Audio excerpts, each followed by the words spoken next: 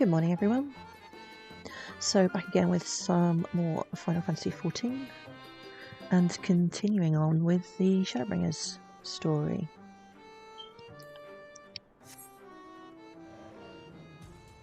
Right, let's just head on over and pick up the next quest.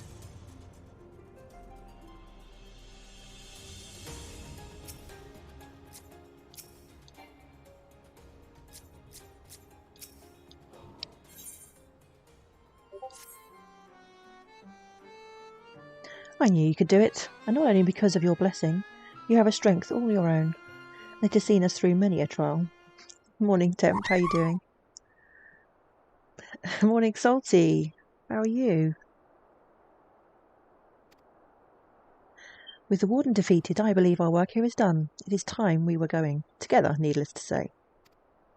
To the bitter end, the fate of our two worlds being at stake and all that. Now then, I suggest we hurry back to the Crystarium. Much and more may have happened while we were frolicking with the Fey folk.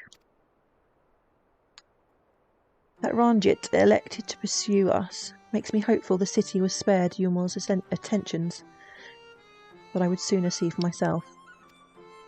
Besides, I believe I speak for us all when I say that I've had a bellyful of Ilmeg.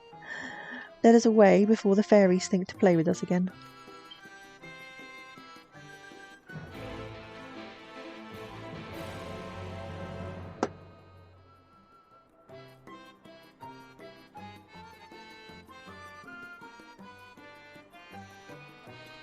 Oh my goodness, I just had a huge sneezing fit. Right, where are we going? Actually, Crystarium, I think. Yep.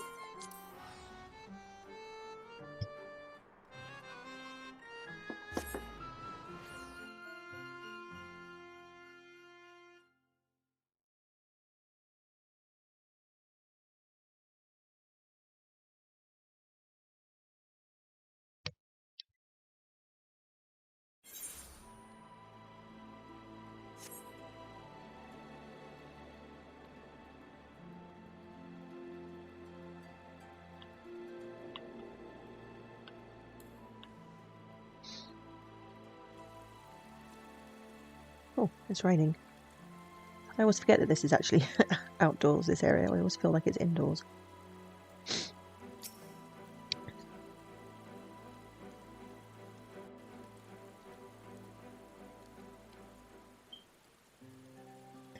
Good morning, Anonymous. How are you today? Is this solo play? This is an MMO, Temp. Final Fantasy XIV. I mean, you do work through the story solo. All seems well at the Crystarium. Until you get to dungeons and raids and things. Yes. Yulmore was plainly more concerned with finding us. How flattering. Although you can do a lot of the dungeons solo as well. You can use the trust system for the higher level dungeons, and then your squadron. You can run some of the lower level dungeons with them, if you prefer to play solo.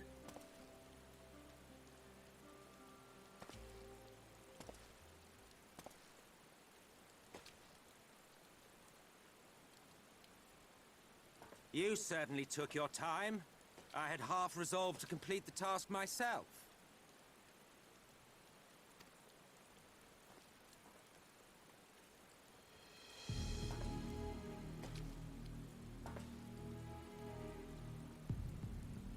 And you are...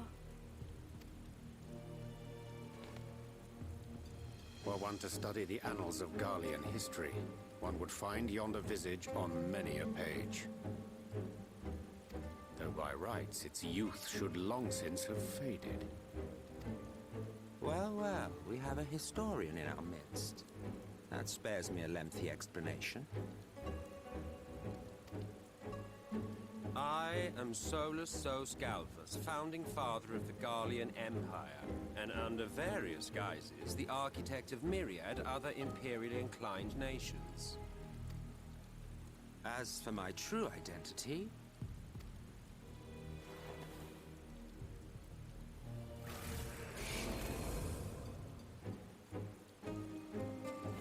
am Emmet Self, Ascian.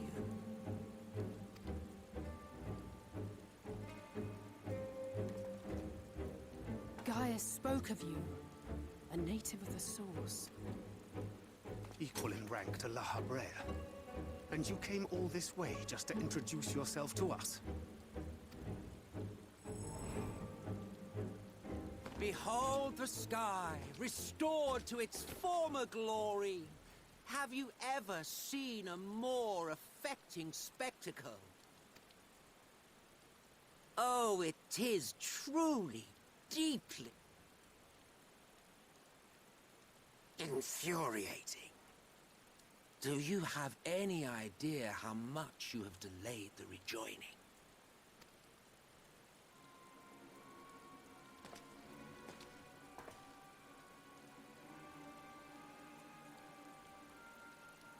Following the flood, the First had been listing ever further towards the light, towards stasis. The end was in sight. Enter man and his indomitable spirit. He would haul the world back from the brink. And adding his lumpen weight to the power of growth, he duly tipped the scales, if only by a fraction. Yet a fraction was enough to spoil the perfect imbalance needed to bring about a rejoining. Had mankind continued to live in idleness under Vorthri's rule, all the conditions would have been met.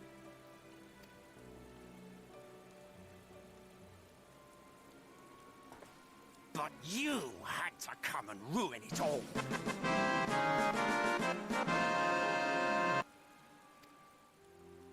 Thanks to your meddling, light supremacy is in doubt, and our painstakingly laid plans are in tatters!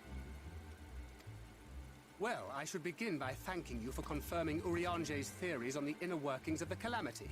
He will be most pleased. As for what happens next, might I suggest you admit defeat and walk away? Happy to let me go, are you? Because the murderous glint in your eye suggests otherwise.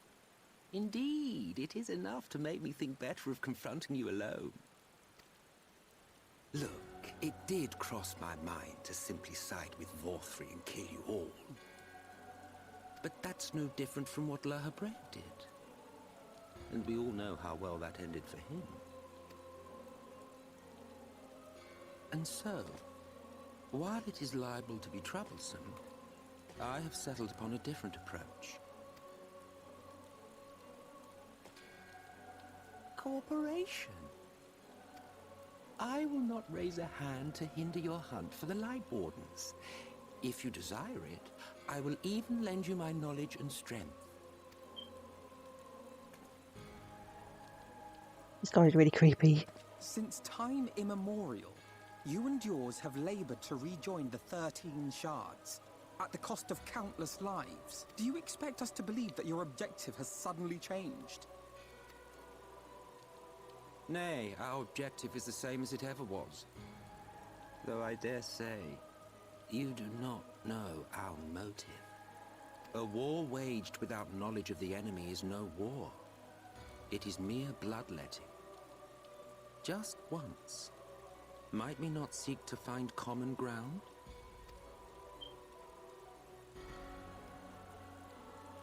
For good or ill, I am immortal. Provided I have the inclination, I can always begin anew, scheme and conspire to my heart's content. But this time I thought that I might instead try to see eye to eye, to understand what drives the hero of the Source, to determine if our goals are truly incompatible. So come, shed your preconceptions. See beyond the unscrupulous villains you take us for. When all is said and done, we may find ourselves pleasantly surprised. The proud discoverers of a path of cooperation rather than opposition. Think of it.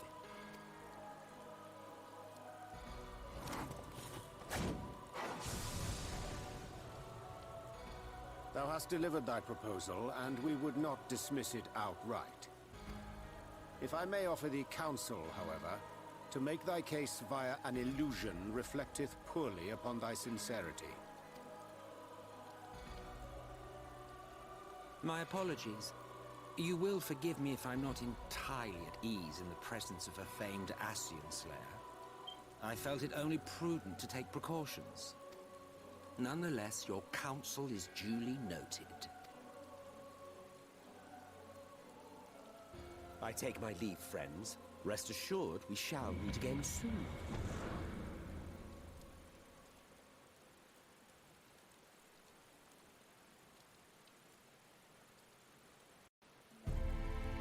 I've pretty much only just woken up myself, Anonymous. In answer to your question, Temp, I am playing the dungeons. Currently, I'm doing them solo with the trusts, just purely because it's quicker than waiting for the queues. But the trials, you can't do those solo. So yesterday we fought Titania. So you have to do those with the pickup group. That was a fun fight. I had to wait about 30 minutes for the queue to pop, and then we wiped twice before we actually managed to defeat her. So yeah, that was interesting.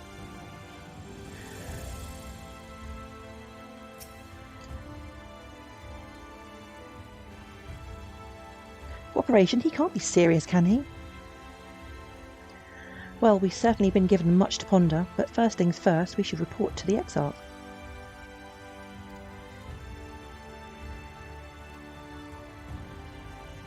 Take myself to bed?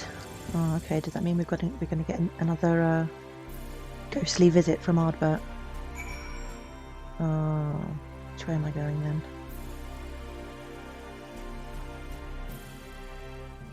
Maybe it's quicker to teleport.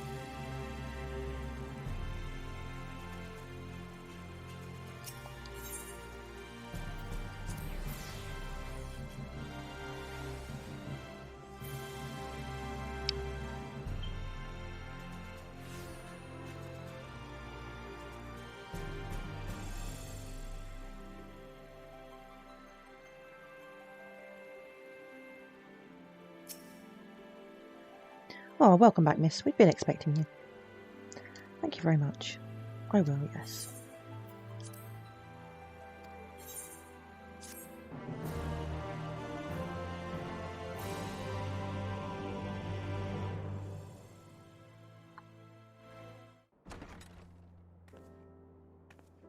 These are some of my favourite moments in Final Fantasy XIV, the scenes with Ardbert. I think he's my favourite character.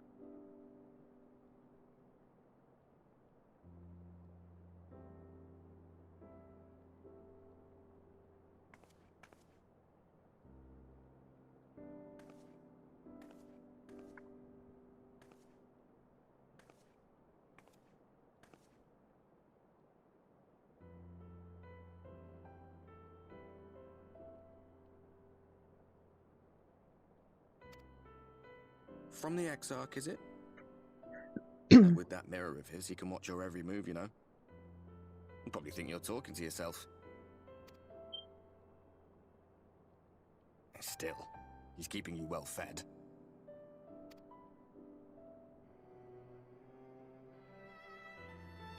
Judging by his people's faith in him, he seems to be a decent sort.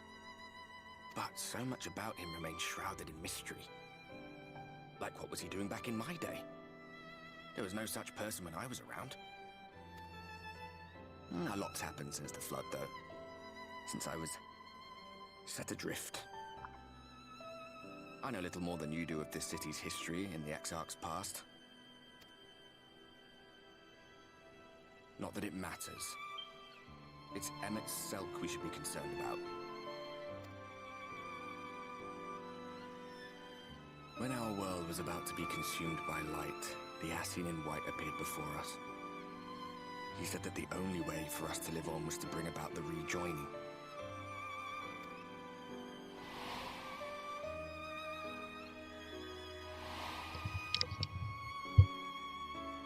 Desperate as we were, we heeded his words, not realizing that the Flood was of the Ascian's own making.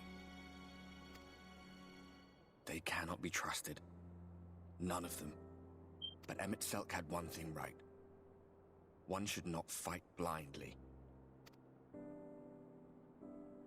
That's what we did. And it cost us everything we held dear.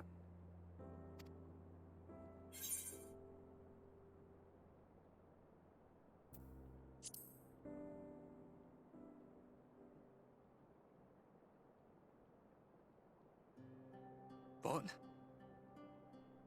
What about Seto? What is there to say? All right. He's done some growing. When we were traveling together, he was nowhere near as big. And he obviously couldn't speak. I had no idea how much that medallion meant to him.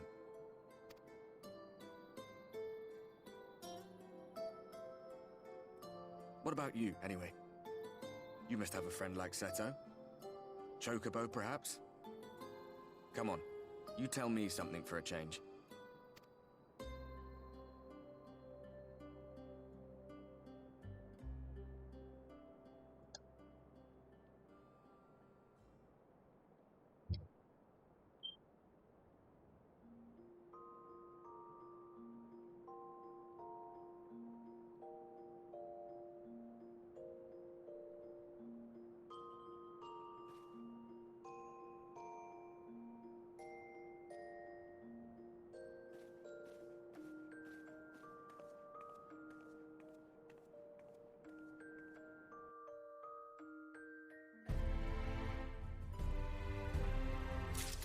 Right, so what's next? An achievement for that.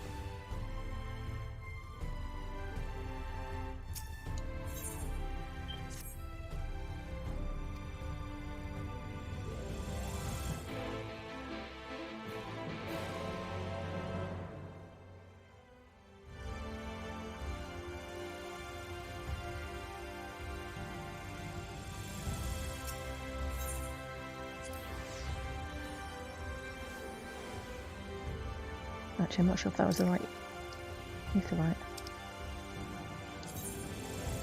Oh yes, it was.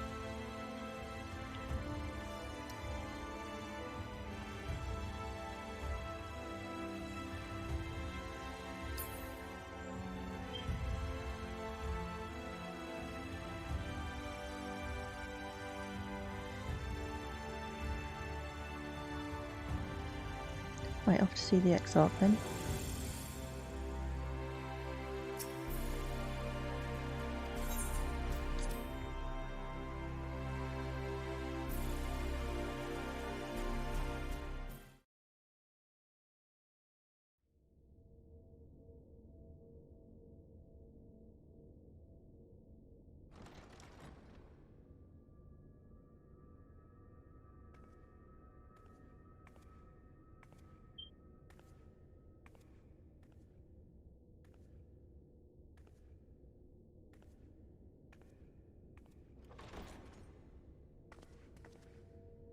Ah, there you are. You're just in time to welcome our guest.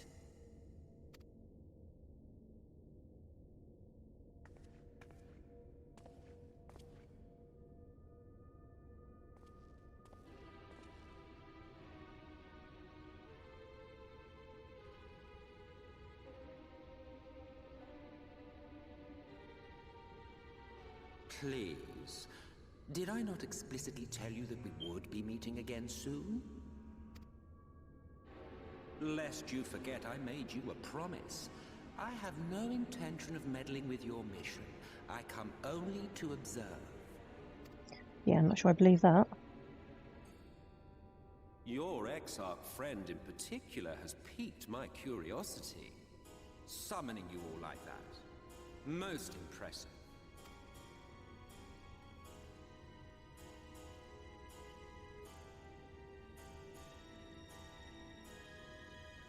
You honestly expect us to believe you've come only to observe? Or that you might deign to lift a finger to aid our cause if called upon? Even if there were a sliver of truth in your words, I would never accept your help. Not in my darkest hour. Not after all the suffering your kind has wrought. So petty. I meant what I said, and I said what I meant. Wage your war against the Sin Eaters, put each and every Light Warden to the sword, prove yourselves heroes, brave and true, and I will be glad to embrace you as allies. Allies worthy of bearing the burden of truth. Surely such a partnership would be preferable to yet another round of fisticuffs.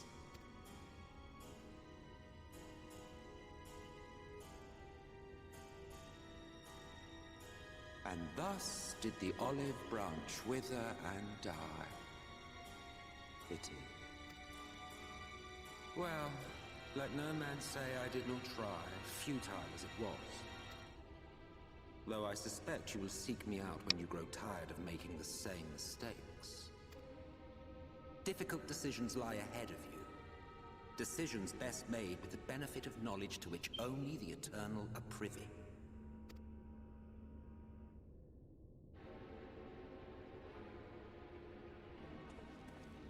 For now, I shall resume my shadowy vigil. Whatever you choose to do, make sure it's worth watching, would you?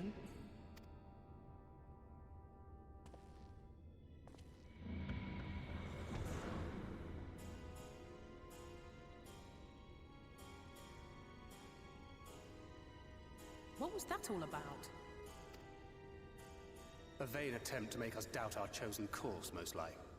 As if we'd believe a word that passed his lips. Unless you think there is some truth in what he says. I don't know, but if he crosses us, I'll make him wish he hadn't.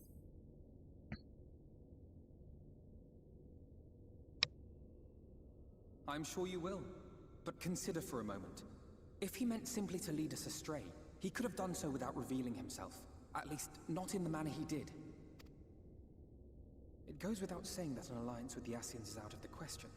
But since we have no way of knowing where they might be hiding, it seems only logical to press on with our mission, even if our enemy seems content for it to succeed.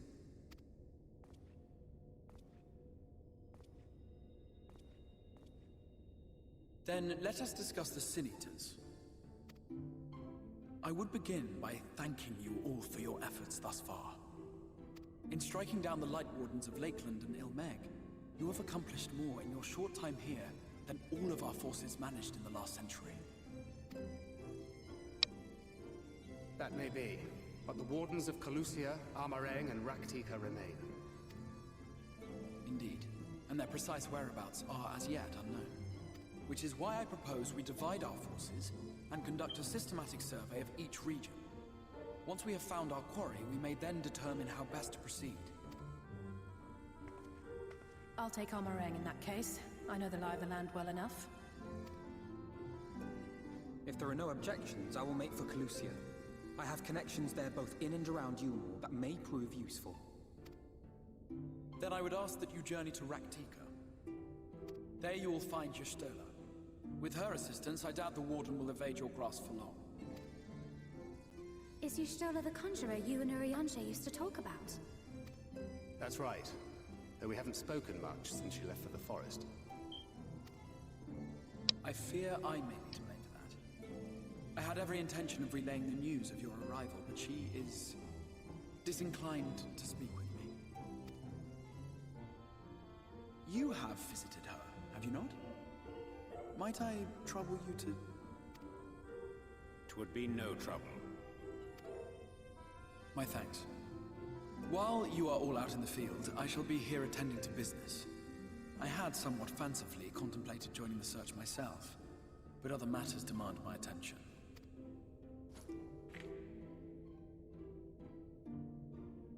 What's that? A missive from Lord Vorthry. He invites me to join him in Yulmore to discuss the recent conflict at Lida Luran. And? Did he even bother to offer any bait? It's obviously a trap. I should be surprised if it were not. Nevertheless, I must seize this opportunity to speak with him, even if only a few words are exchanged. Though my power will be much diminished so far from the tower, it is a risk I am willing to take. Master Alphino, might I impose upon you to accompany me to Yulmore prior to beginning your reconnaissance? Of course. Then let us make ready. Safe travels to Yulmore. So I think we've got quite a while before we have the next dungeon. Let me just have a look on the... So dancing, play, we did that yesterday, so we're at the party soon divided. Yeah, we've got ages until the next dungeon, which is the Katana of Vel. So that's probably not going to happen today. There might be some instance fights, possibly. I don't remember. It's been quite a while since I went through this.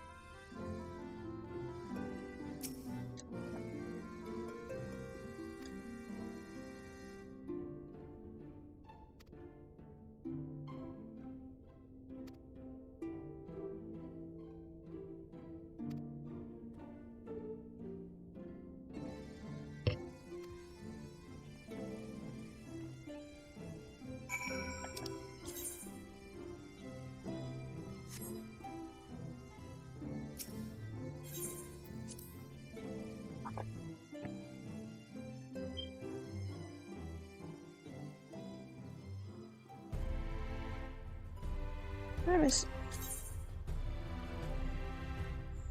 Okay.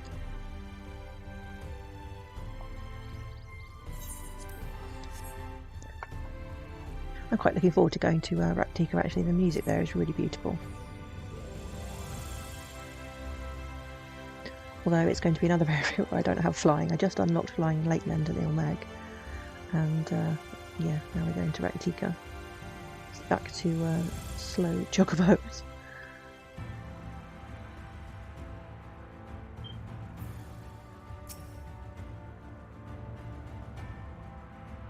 Okay, so we need to get some kind of tablet from here.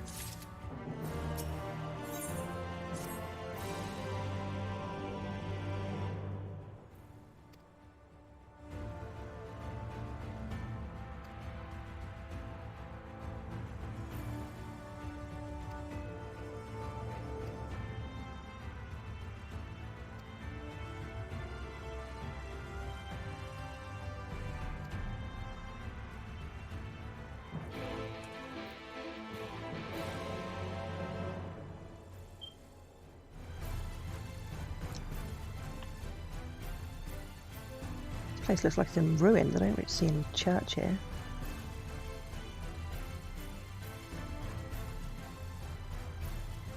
Where is it? Maybe down here.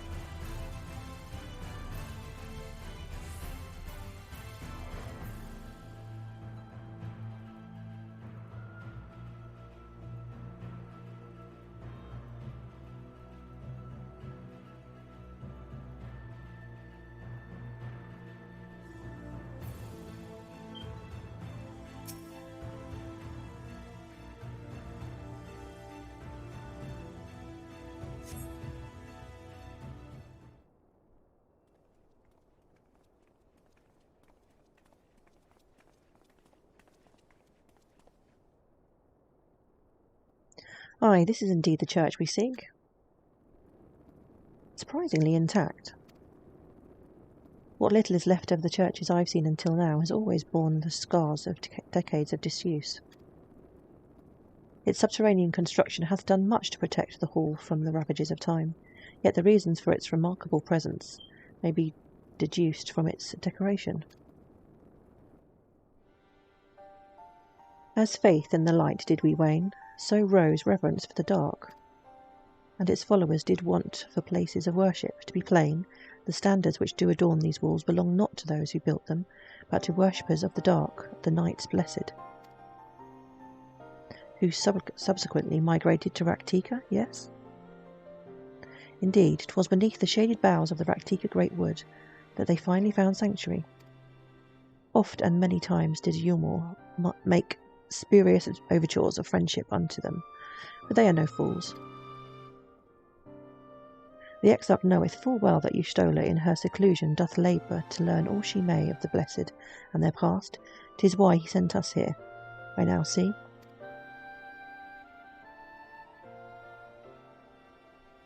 The tablet of which he spoke no doubt provideth a glimpse into the history that she so yearneth to comprehend. Well then, we'd better hurry up and find it.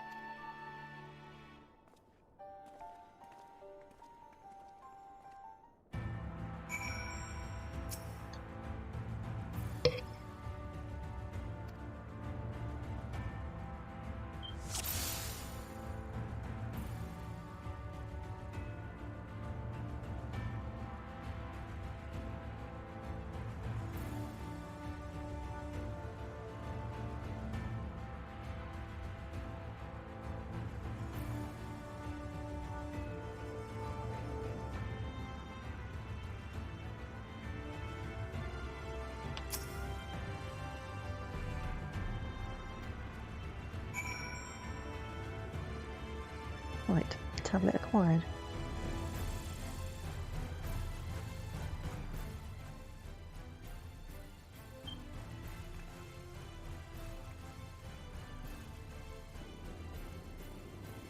Within the altar, thou sayest?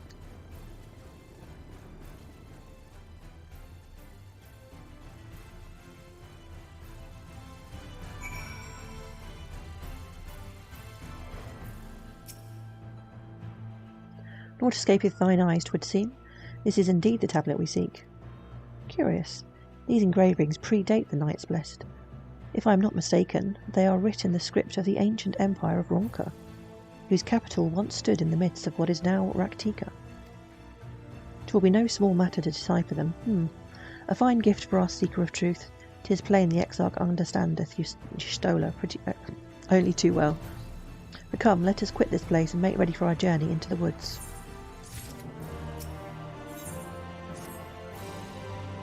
Ere we depart, there is a custom of the Knights Blessed which I feel compelled to elucidate.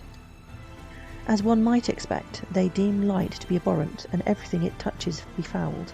Thus do they take the utmost pains to protect all they can from its taint, including their very names.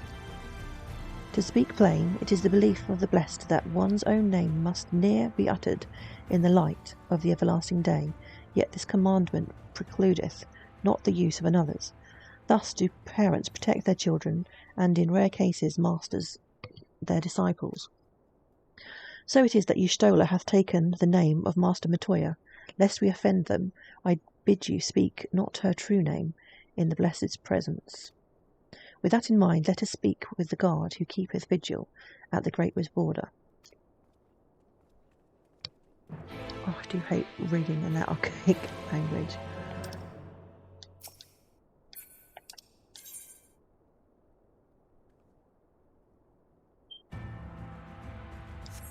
Oh, I guess we need to grab a chocobo.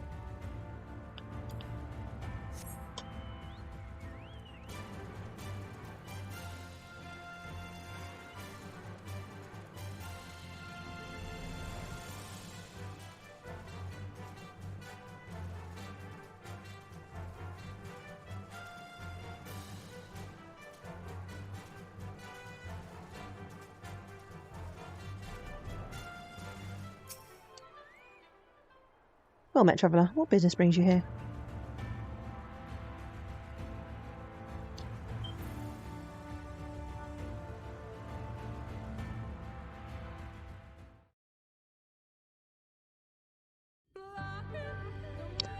My favourite music. I love this. No matter how far he goes, man cannot resist looking back on the path he has walked. The untold stories and secrets of the past can be more alluring than the promise of tomorrow. And so he braves the forests of Raktika in search of mystery and wonder. Of Ronka, to which all seekers of hidden truths are inevitably drawn.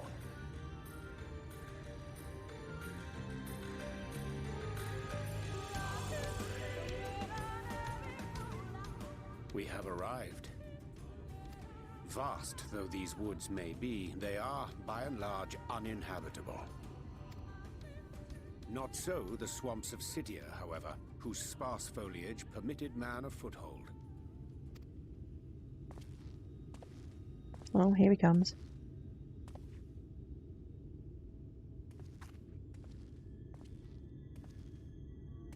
No lands must remain beyond our grasp.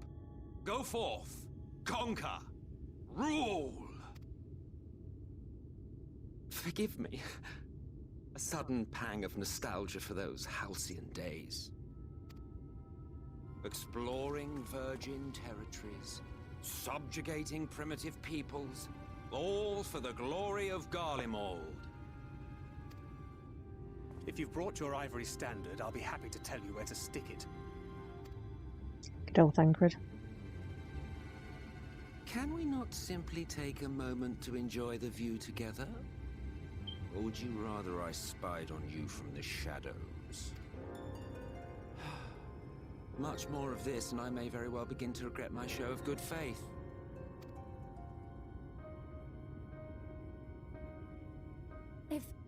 If you really want to stay, then help us fight.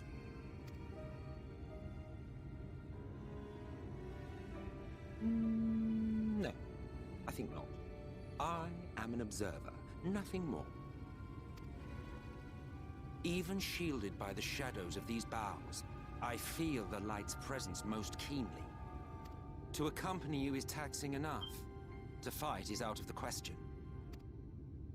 I will suffer your company if I must, but not your commentary.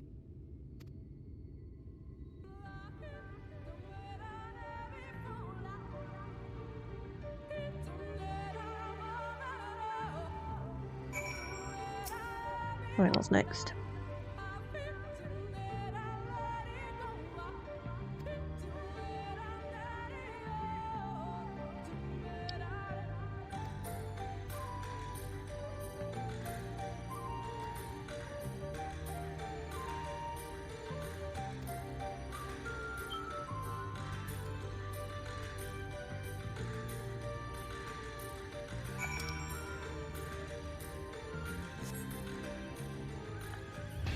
Right, unfortunately, we can't fly here, so it'll take a bit longer to get to places.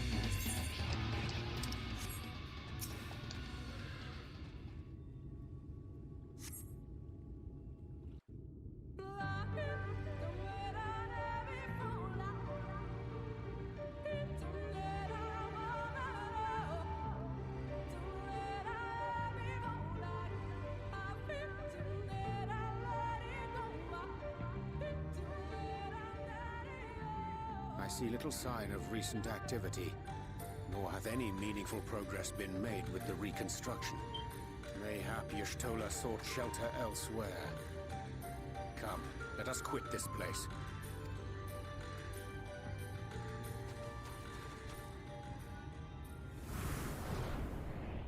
Now! Surround them!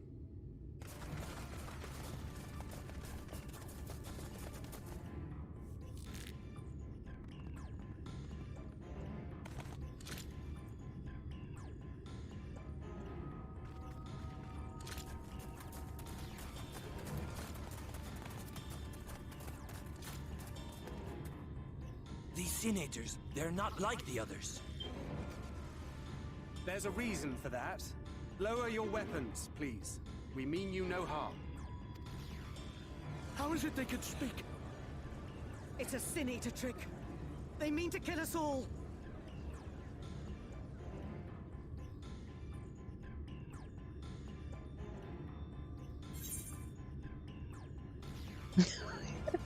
Kupo.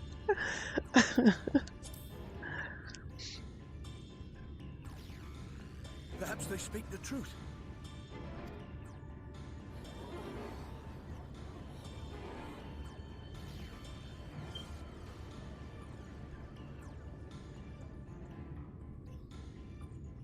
Oh, for the love of...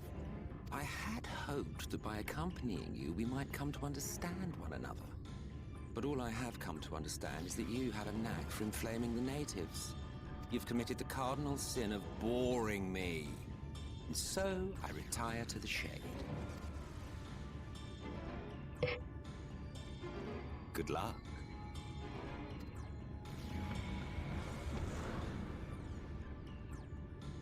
There! Did you see that one disappear?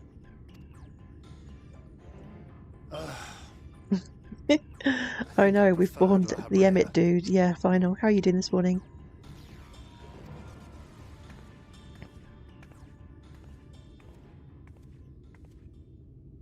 Enough. Runar, report. Oh, Y'shtola. Master Matoya!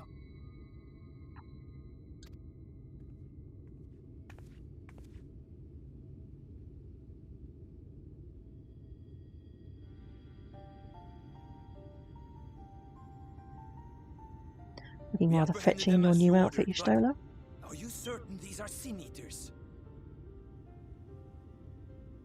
Working on some rebranding? Nice. The intense light of the ether I saw was unmistakable. If not Sin Eaters, then what?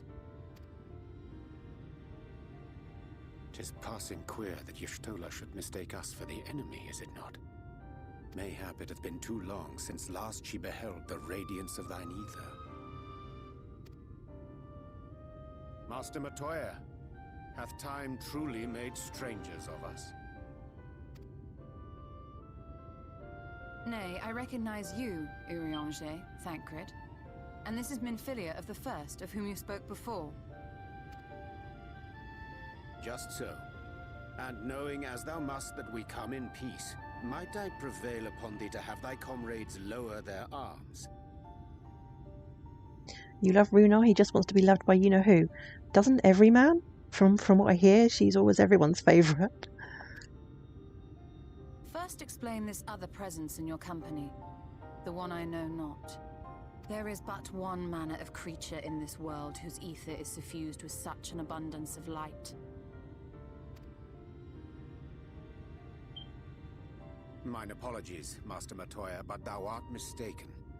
Before thee standeth our dearest comrade, the truest hero among us. Though she is but recently arrived here in the First, not one but 2 Light Wardens have already perished by her most puissant hand. It cannot be.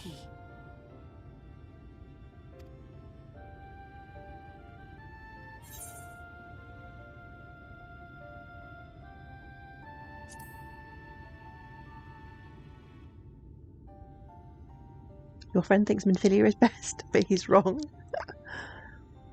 I think he's in the minority. I think everyone likes Y'shtola. Master Matoya?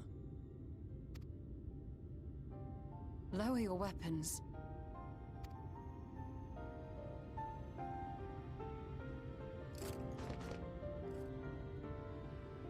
Forgive us this hostile welcome. Come. I would give you a proper introduction to Raktika and its people.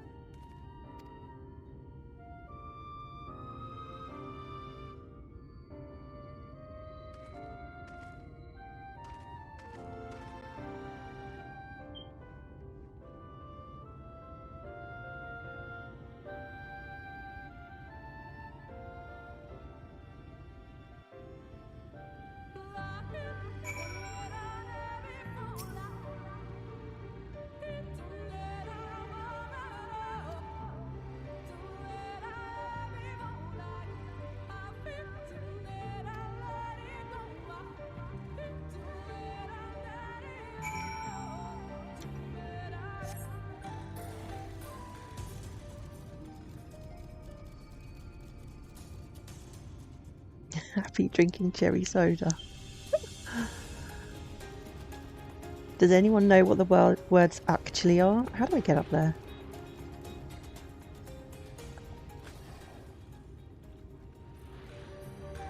Oh, here we go. May as well grab the current one I'm here.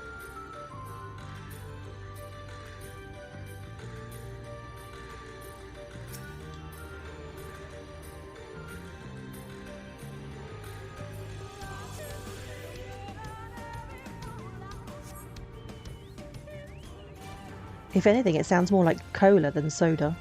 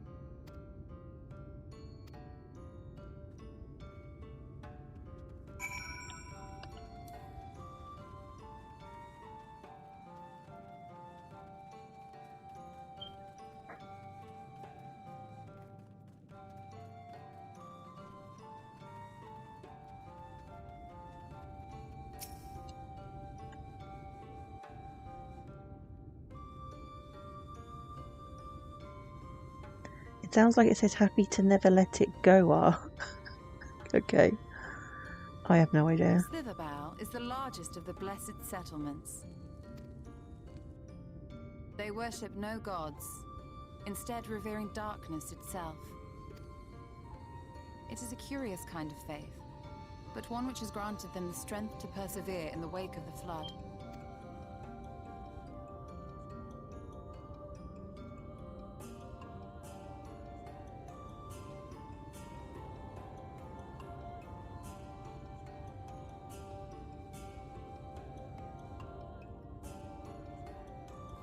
I hope you weren't expecting a grand feast by way of welcome. They are a simple people.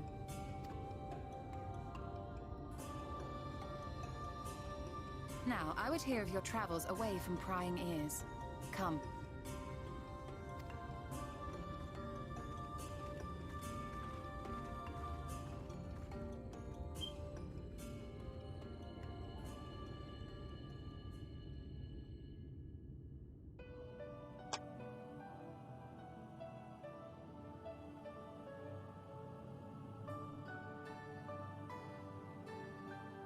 I see.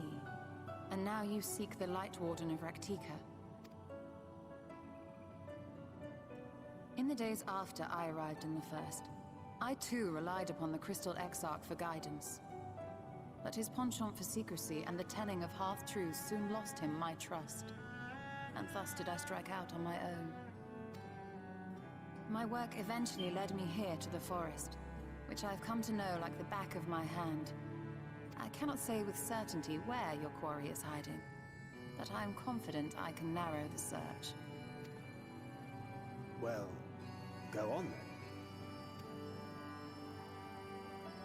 Some few thousand years ago, this forest stood at the heart of the Empire of Ronka.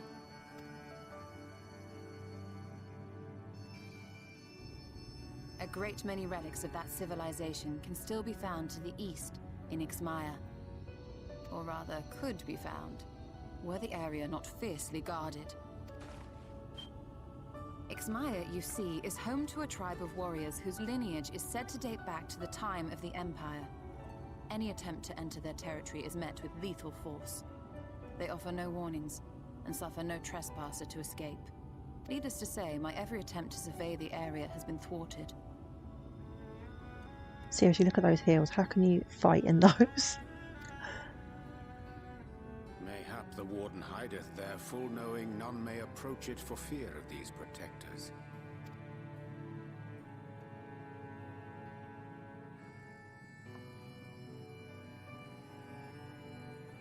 As for the tablet,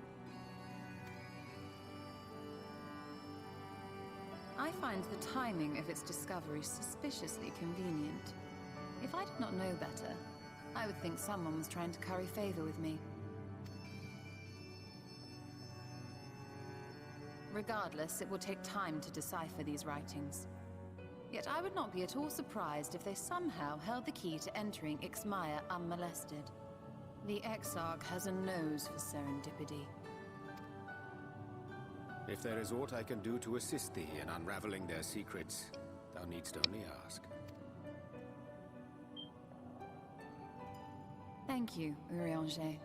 I may well take you up on that offer. While we set to work, might I suggest you take a tour of the city? Should you be in any doubt as to the importance of your role as the Warrior of Darkness, the people here will surely cure you of it. I must say, Ishtola, while most of us have struggled to come to terms with our altered circumstances, you seem to have adapted rather well. Lest you forget, Master Matoya and I dedicated our lives to uncovering the truth which hides at the heart of our world. Though separate, the fate of this reflection is nevertheless bound to that of our home. That I would be daunted by such an invaluable opportunity is absurd. But what of you, Thancred? Could it be that you are still struggling to come to terms with the nature of your young companion?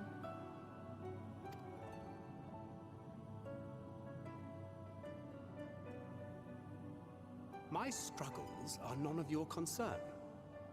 Quite why you would speak thus and in this company, I do not know. Perhaps you left more of yourself back in the source than I assumed. If you'll excuse me. Oh, somebody's got up his goat.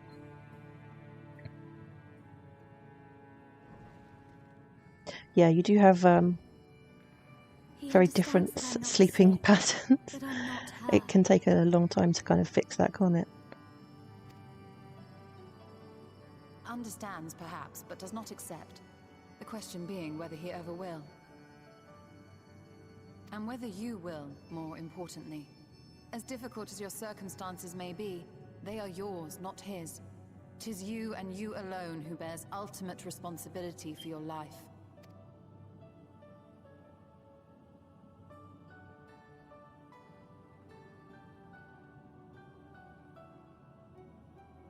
But you need not make any hard choices now. Why not go and get some fresh air, clear your head?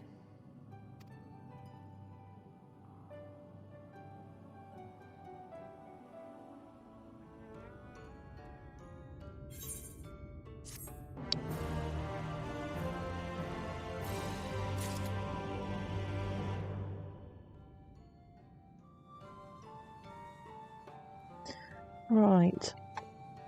Yeah, I think, I don't know, whenever my sleeping pattern has been screwed, the key is waking up early and staying awake until it's, the right time to go to sleep. I think forcing yourself to get up early is the only way to break that habit. Because you can't make yourself go to sleep when you're not tired, so you can't go to sleep early. You have to force yourself to wake up early. I think that's the only way you can do that. Right, what's next?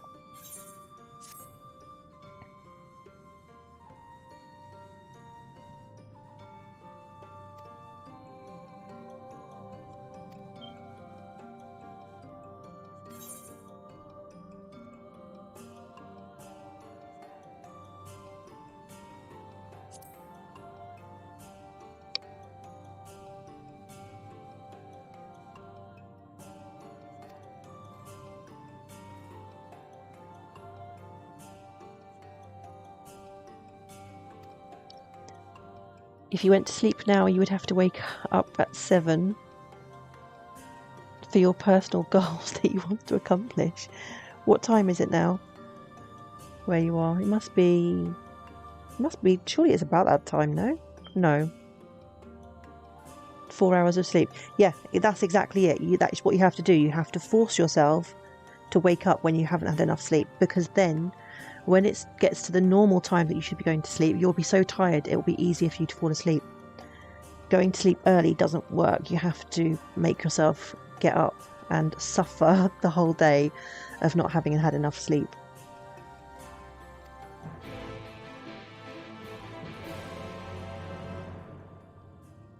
Four hours, that's enough for anyone, surely. Final, no? Right, where are we going now? I'm back out here.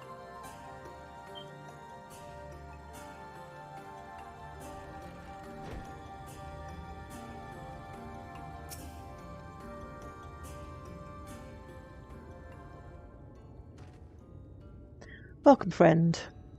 My apologies for our less than hospitable greeting earlier. Tell me, what is your name? From where do you hail? 4 hours is terrible, you're a cave bear? Yeah, I need to sleep for about 8 or 9. Well, maybe not 9. 7 or 8 is probably enough for me.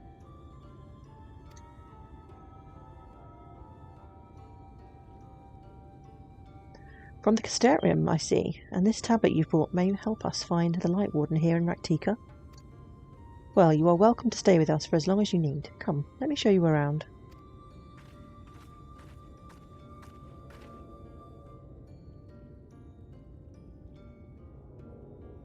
As a young man, you used to live off 3 to 6 hours. Final, you are not an old man. When you get to be as old as me, then maybe you can say that. Would it be all right if I joined you? Of course, anything for the guests of our dear Master Matoya. Thank you. She means a great deal to the Knights Best, doesn't she? If not for her, we may have all perished in the Great Fire. With our priests slain and our homes in ruins, we were at the mercy of the Sin Eaters. It was she who drove them back, and with her sage guidance, we were able to rebuild. Before long, she became a central figure in our community, a great oak within whose shadow many have come to find solace. What do you mean, but like you're 28? I'm not a day over 32. Add almost another 20 years onto your age. That is not to say that were not those hesitant to grant an outsider such authority, myself included. Perhaps it is the smile in her eyes when she speaks of the sunless sea. I feel whole again, now that she is with us, and I have no doubt the others feel the same. She is as much a part of the Knights Blessed as any of us, and we are grateful for all she does in the service of the dark. Which means no way really lies. Yes, unfortunately it is the truth. But you did not hear this from me, yes? Now, you should know there are certain customs we ask guests to adhere to so long as they reside within Slitherbough. To show reverence to the dark? In a word, yes, but fear not, it is not too involved. Let us begin with something simple. Follow me.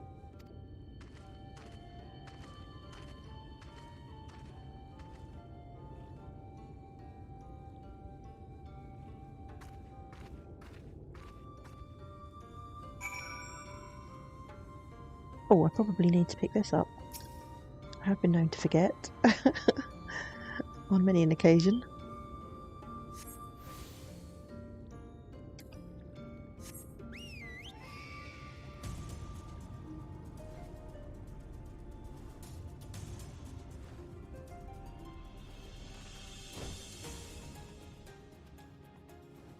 Based on my Twitch profile picture. Yeah, but it's a black and white picture. It's very deceiving. I think that particular photo, I mean, that's not the original version of the photo. That's had like a, you know, you can get the like pencil drawing artwork. You can change your photo into something that looks like a pencil drawing. So it's, yeah, that was taken maybe, the original photo was taken maybe 2 or 3 years ago. But thank you anyway. Should you see any of our people come to this chamber, they have likely returned from a journey beyond the borders of Raktika. To use the water stored here to cleanse ourselves of the light's impurity. A simple and perhaps peculiar custom, but it is one of our most important. Okay. Oh, I need my keyboard for this. Hold on. Just hunt it out.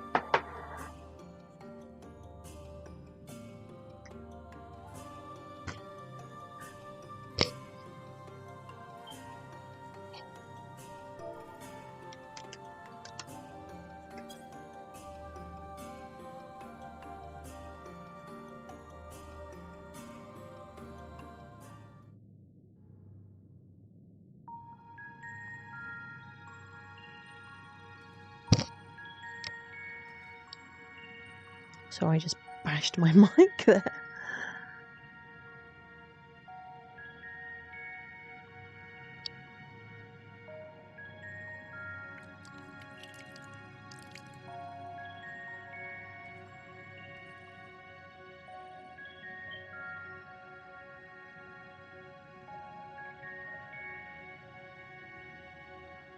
What's it? As Runar lightly sprays you with water, your skin begins to tingle.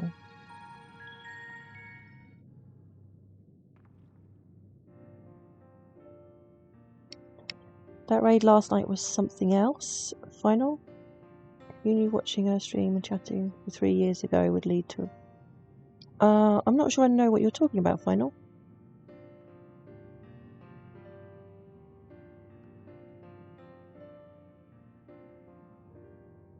And with that you have been cleansed of the light's blighted touch. How do you feel? I'm not sure, to be honest. Not refreshed exactly, but I do feel different. Has this water been treated in some way?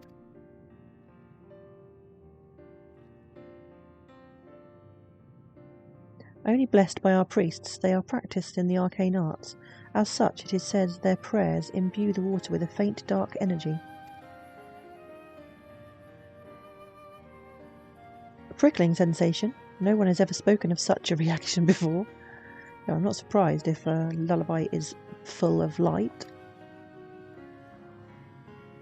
I wouldn't say it was an unpleasant sensation, but I too felt something strange.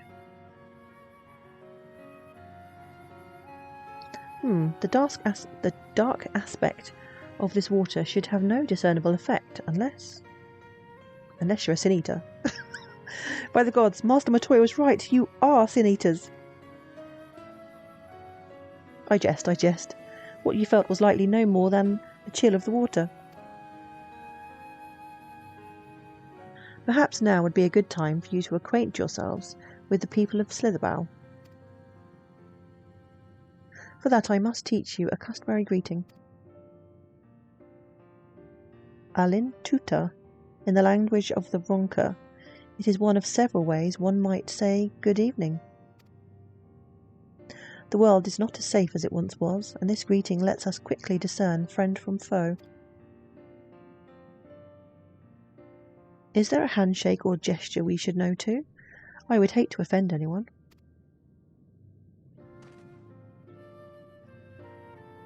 You need not worry, merely speak the words, Alin Tuta, and they will know you as friend of the blessed.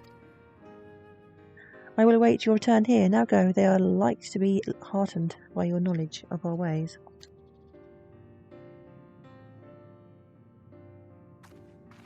Oh, yeah, here we go again. I knew that was coming.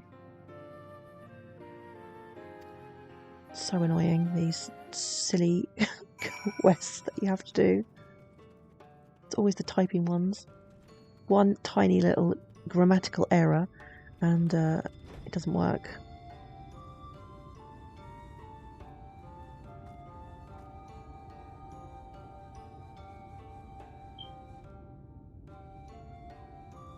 Oh, okay, I understand you, Final.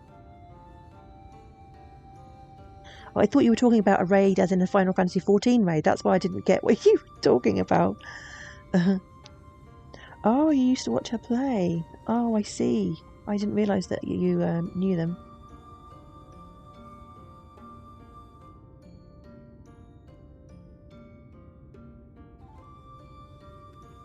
Right, where's the first? Oh, here we go. Right, let's see if we can manage to type this correctly for once.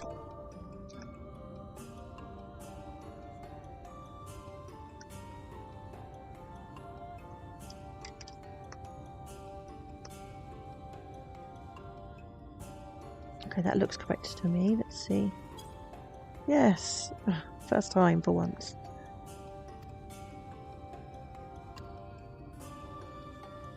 Who's next?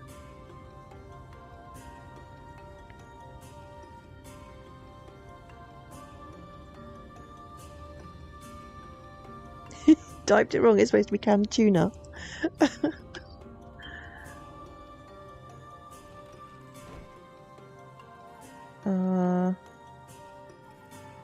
Where is this one? So, not here, obviously.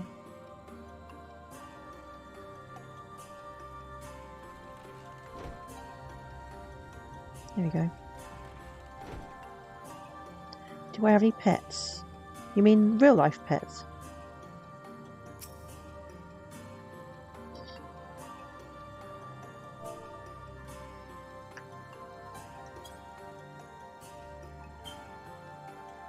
I have a son. Does that count? No, I don't have any pets.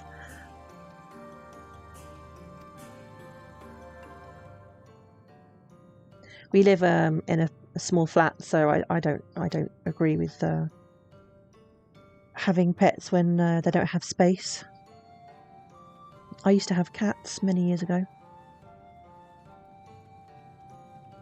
He's 11.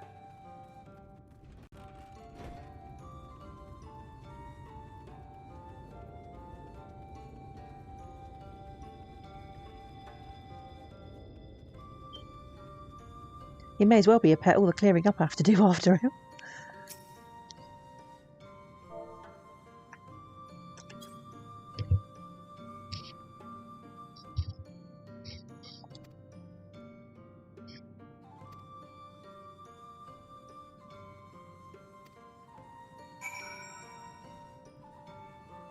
Yeah, I've given up on reading all of the dialogue out. There's so much.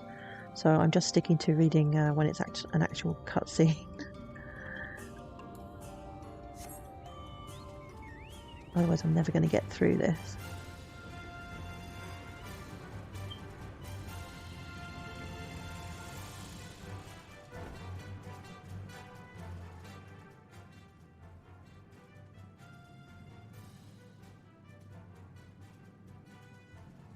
You sometimes worry that you'll be told too old to meet a woman that will want to have kids with you.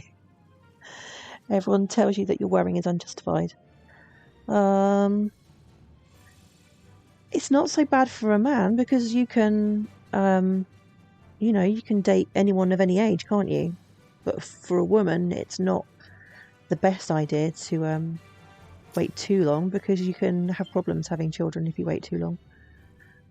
But I think it's good to wait to a certain extent because obviously you're more stable as a human being usually as you age, more experienced, and also you should be, by the time you get to a certain age, be more financially stable as well. But yeah, for you don't really need to worry because you can just date someone younger than yourself. It's not a problem, is it? I think men can still have children like really old. Of course, being able to enjoy them when you're really old is maybe not the same. You need to be young enough to run around and play football or whatever. I don't know.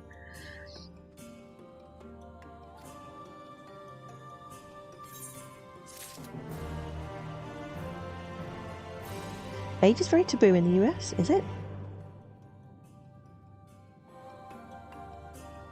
Your dating age that would be socially acceptable is 24 to 35. I think as long as it's not really young, I don't really see what the problem is. As long as both the people are adults, and I don't know. I personally would not feel comfortable dating someone that was 20 years younger than me. It would feel really weird, but I don't know. The rich and famous seem to get away with it.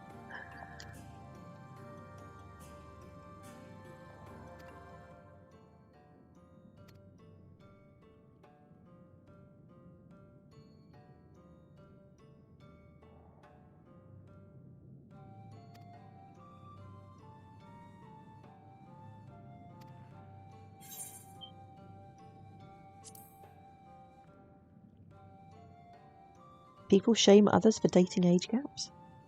Like if you dated a 19-year-old at age 28, it's very strange. I don't know, these days people go on and on about oh, you're not allowed to fat shame people, you're not allowed to do this, you're not allowed to do that, but they're okay to age shame you? I don't know. How is that consistent?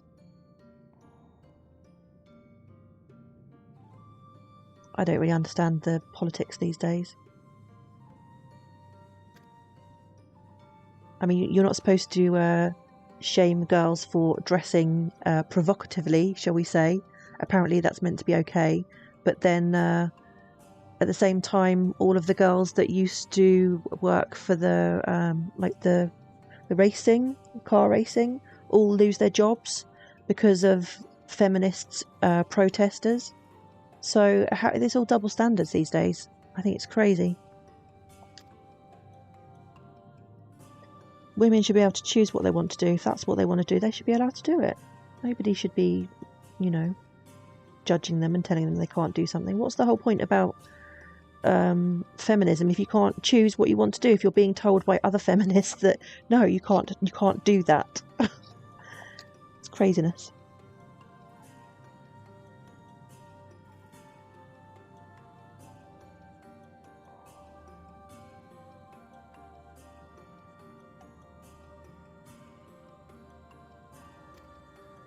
Yeah, I've been raised with very conservative old school values, which I still believe in, but I don't believe you should force your own views and values on other people.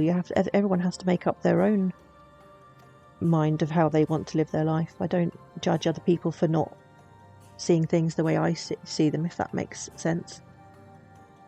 Unfortunately, not everyone is like that. Most people can be very judgmental.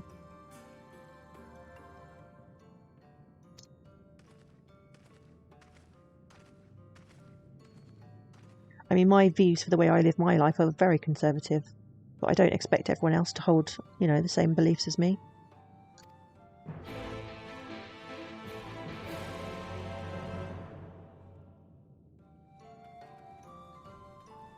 Oh, just here.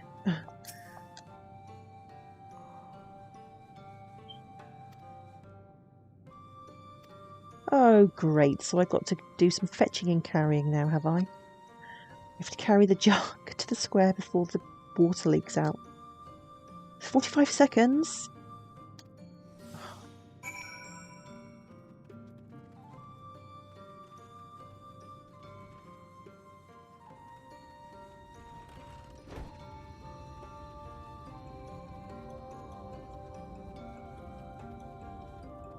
These are not too bad as long as you can easily see where you have to go. Do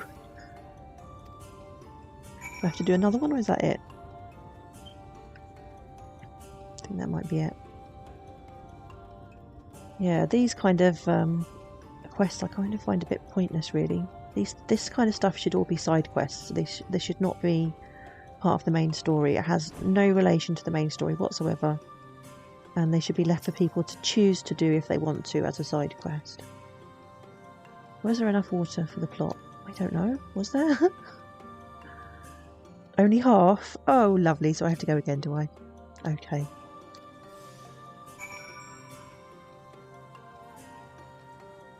You know, sometimes I enjoy taking the time to do all the little side quests and things, but I just don't think these things should be part of the main story. It has no relation whatsoever.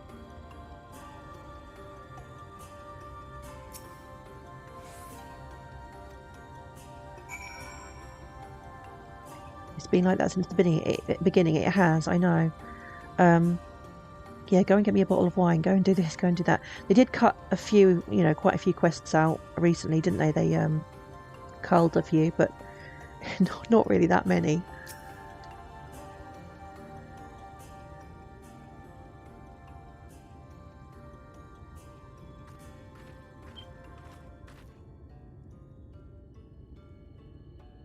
Well met, travellers. I observed you earlier, speaking with the others. Have you need of something?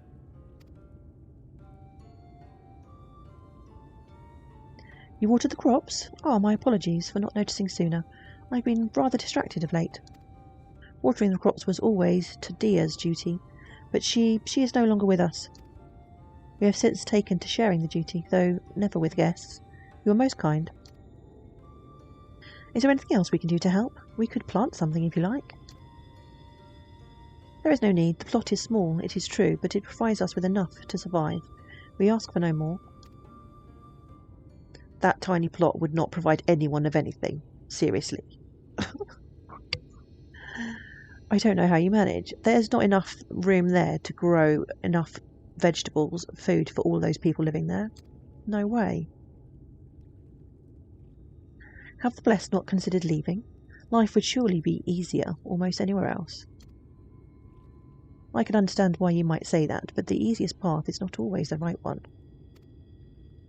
Must be Brussels sprout time. Tell me, do you know our history? How our faith came to be? I've never actually grown Brussels sprouts, but yeah.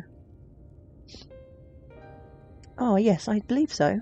The Knights Blessed was initially formed by those who lost their homes in the wake of the flood.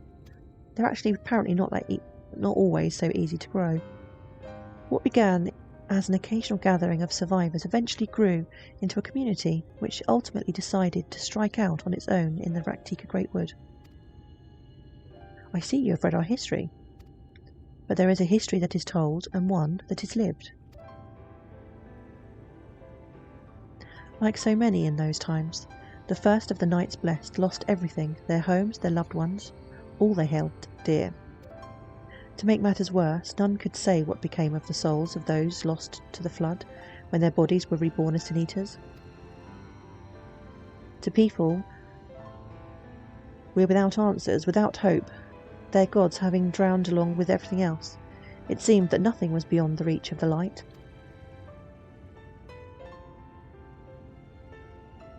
But soon they realised that where there is light, there must be darkness.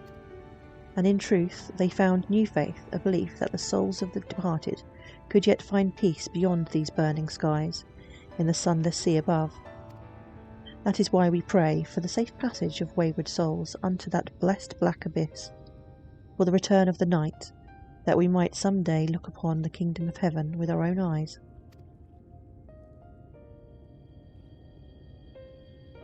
We remain in these woods for the selfsame reason our founders first chose them, that we may lead lives of simplicity, with the shade of these trees as a constant reminder of our faith. With so many seeking paradise in Newmore, it's refreshing to find people who value a humbler existence. You are kind to say so. Many consider our way of life foolish, and so it must seem to those who yet cling to their worldly possessions. In times such as these, when everything can be taken away in an instant, it is all too easy to lose sight of why we fight and go on living. It is not to hold fast to material things, but to hold those who went before us in our hearts, to keep alive the legacy they have left us. This we must do for them, our children, and generations yet unborn. To keep their legacy alive.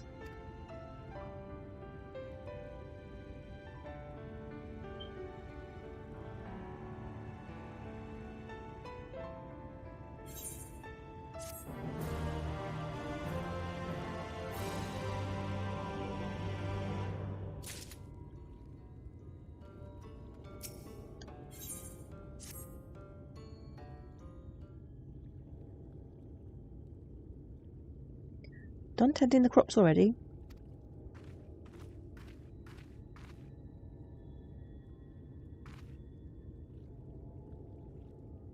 Very good.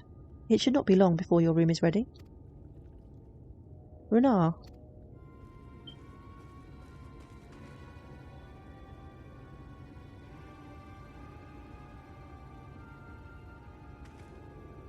In the woods, Sin Eaters. I fear they may have the touch. Where? In the grove to the southwest. For a mercy, they've yet to wander any closer to Slitherbow. Are we actually going to get to fight something? Then we have no need to engage. Oh, maybe not. Inform the guard that no one is to set foot outside the village until they have moved on. Sin Eaters, I fear they may have a torch. Oh no. But sir, what of Tadia's hearthstone? It must be retrieved before the service. Of all the times for Sin Eaters to appear. Are you just going to leave them alone? Under normal circumstances, we would not hesitate in striking the beasts down, but if they indeed have the touch, I will not risk them corrupting one of our own. What was it that you said about a stone? A few days passed. Tadia, a child of the Knights Blessed, was slain by the Sin Eaters. We succeeded in retrieving her body, but in our haste we failed to notice her necklace was gone. Strung to it was a pendant of jade, her heartstone. All of the Knights Blessed are given such a stone at birth. It is the most valuable possession one can own. It is custom to present the heartstone of the deceased at their funeral as an offering to the heavens, but now...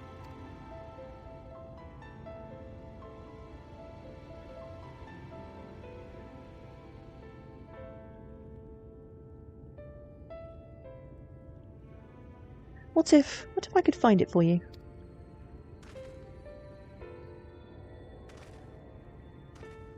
I have experience fighting Sin Eaters, and the light's corruption does not touch me like it does the others. Master Matoya called you Minfilia, did she not? Are you truly the Minfilia, descendant from the Oracle?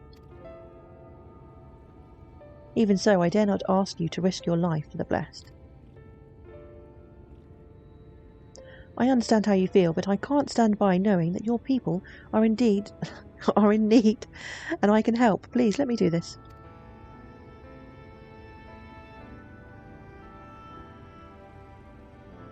Very well, but if the danger proves too great, you must retreat. I could never forgive myself if we were forced to hold a second service. I nearly forgot about Thancred. What if he returns before I do? Oh great, you're going to get me to cover for you. I'll come with you and help. That's probably the best idea.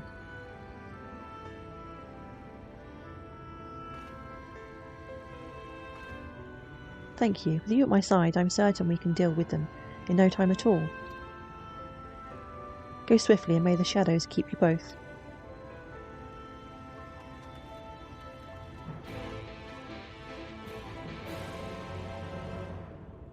Yeah, it would be nice if... I think I would prefer if, in between all of the cutscenes and whatnot, there was more fighting rather than fetching and carrying.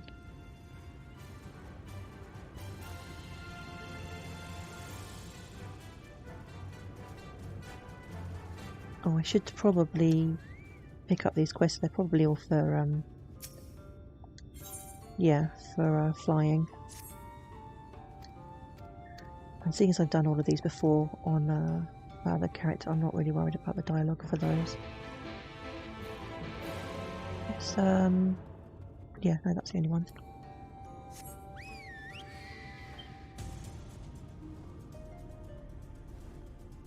Is this the right way? Yeah.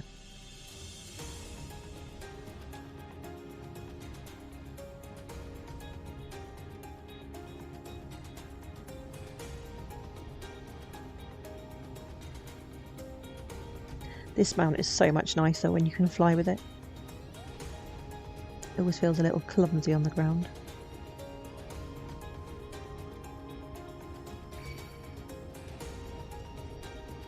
Helm beetles. A reminder of Final Fantasy XI. I remember XP parties on Helm beetles. Should be around here somewhere, I think.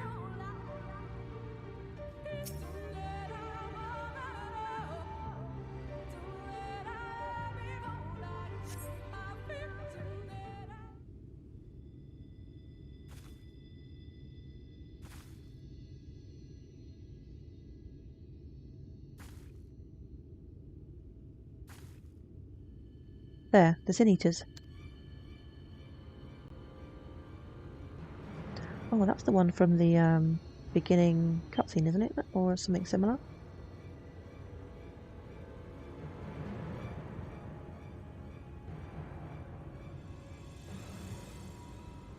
I was hoping there would only be one. There's no way we can search for the stone without dealing with them first. Yeah, let's do it then.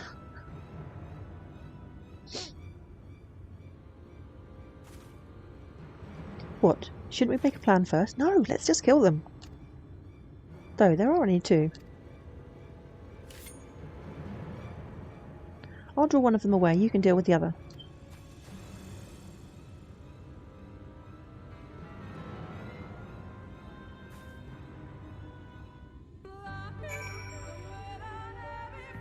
Where is it? Oh, here we go.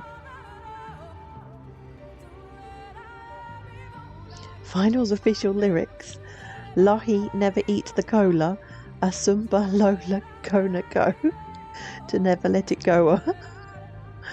Okay, Final. Next time you play, you need to sing so I can hear how it really sounds, okay?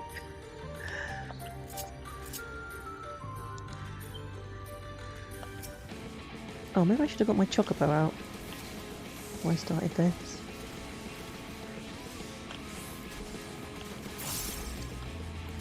Oh, it doesn't seem too bad.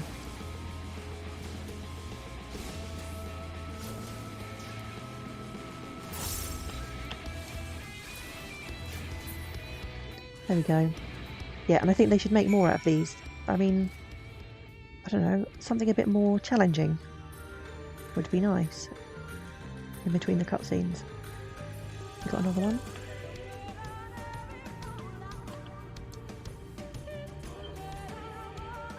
Maybe Infilia needs some help.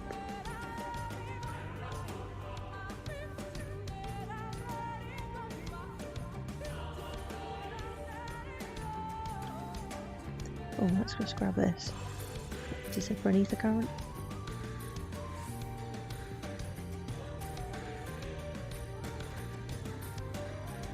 Oh, this was, yeah, this is the ether current. Oh, let's quickly do this. What do I have to write? Takutu.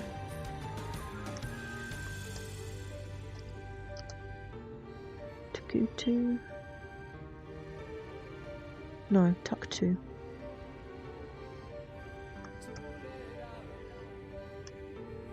Oh no, that's not right. Pound sign.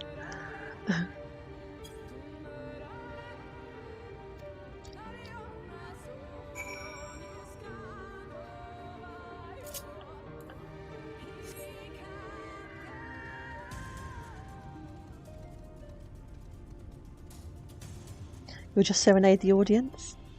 Excuse me, Lionel Richie or something.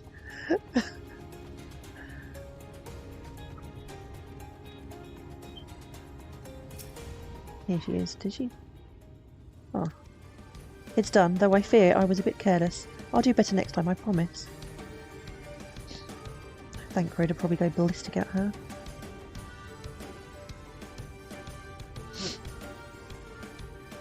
I'm fine, you needn't worry about me. More importantly, we have to find that Heartstone. They said it was made of jade, right? I'll search over there in the brush. Like in the middle of a forest, like you're going to have any chance of finding a necklace.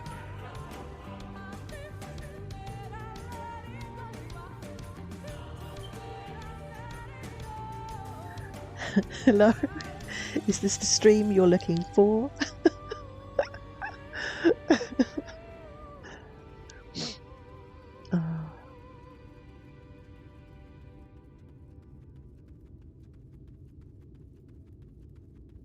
Right, where is this thing? Oh, here we go. What music do I like? I don't really listen to music as much as I used to when I was younger. But I like kind of indie music. I didn't even read what that said. I like rock music. No trace of the Heartstone here. Okay, let's have a look over here then. Some kind of alternative, I don't know. All sorts, really. Bit of classical. I'm not into like hip hop or kind of like modern pop music so much. I like more kind of acoustic style, you know, lots of guitars. Where's the other one? There must be another one.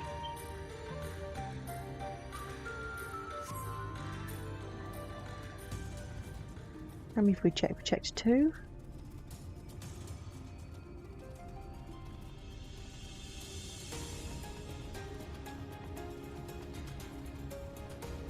Oh, what about that one there? Did I check that one already? I think I've already checked that one. I wish these would disappear when you check them so that you're not constantly checking the same thing over and over again.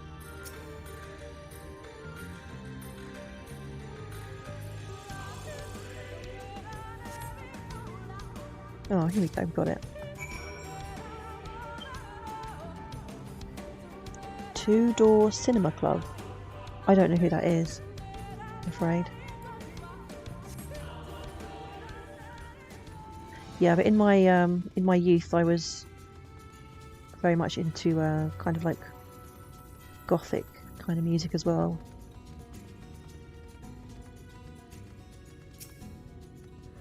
I also listened to a Christian rock music. Did you have any luck?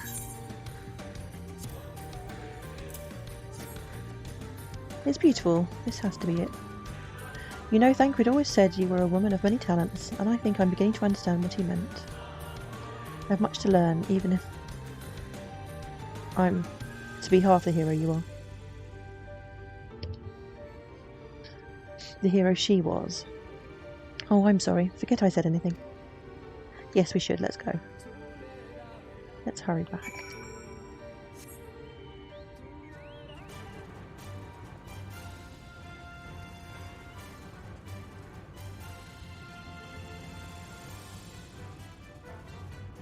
Yeah, but I do like some classical as well, and also some modern classical. There's a violinist that I really like. I think his name's, is it David Garrett? I can't remember.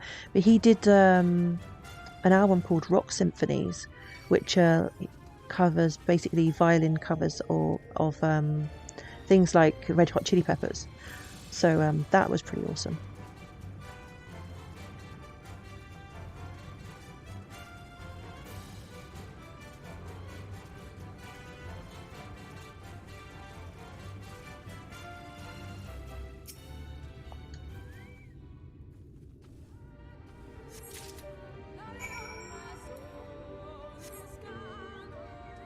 But yeah, I love things like Chili Peppers, people like Kate Bush, and I don't know. I grew up listening to. I mean, my sister was very into Rod Stewart and David Bowie, so I grew up listening to them. And my brother was very into who did he used to listen to? The Pixies, and yeah. So I've my taste of kind of maybe not so much mainstream, but very eclectic, I guess. I used to go to a lot of like festivals, and I used to, see a lot of live bands play. In my hometown, we had this nightclub called Squires. I started going there when I was about 16. They always had like the local bands play, and they would also sometimes have some of the kind of more better known bands play occasionally as well. So I was always very much into live music.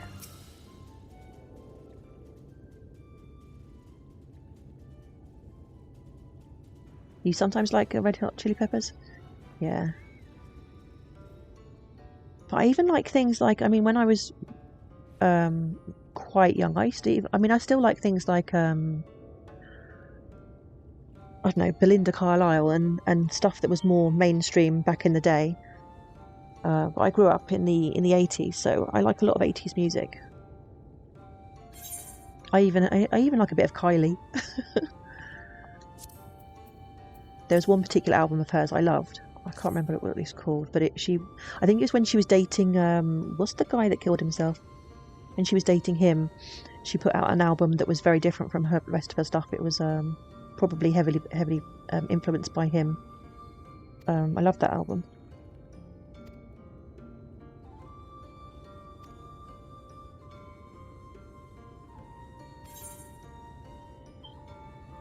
You grew up in the 90s but enjoyed mostly 80s, thanks to your dad.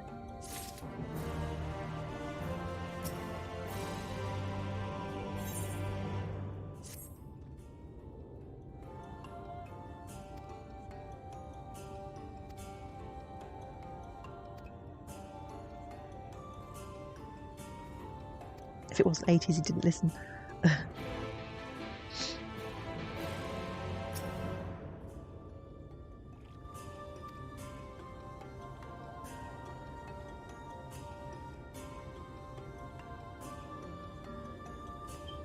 Oh, he wasn't overly annoyed with her for once.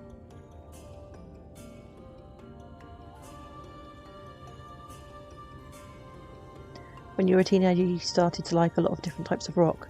Yeah, I'm not keen on like really, really heavy like rock music, and I'm not particularly into glam rock, but I like things like Chili Peppers and I don't know, that kind of stuff, I guess. But I really loved the Pixies and I don't know, just kind of maybe lesser well-known people. I used to like Pop Believed Itself, Jesus Jones, and some really obscure stuff like Osric Tentacles that nobody's ever heard of. Tom Jones? No, not Tom Jones. Jesus Jones. They were like kind of like, I think it was considered skater music. Like Jesus Jones and Pop Believed Itself.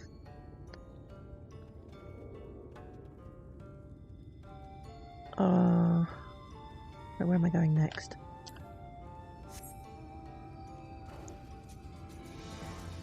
I can't see the map where I need to... No, that's not the right way. This one.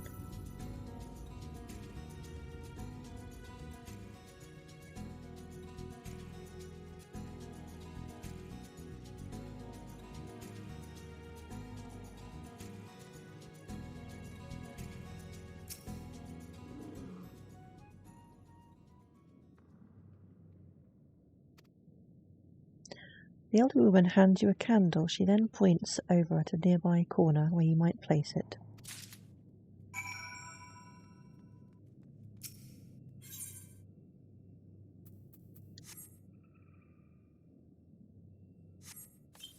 Your favourite movie was that very British Flushed Away. I've never even heard of it. My favourite movie for a really long time was True Romance. Loved that film. I must have watched it, I don't know, at least 10 or 15 times. I don't know if I would consider it my favourite film now. I don't even know. I haven't even thought about what my favourite movie might be nowadays.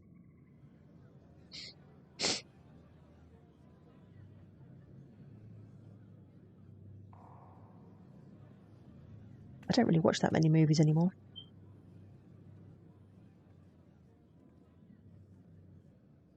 It seemed only right that we show our faces. May we join you?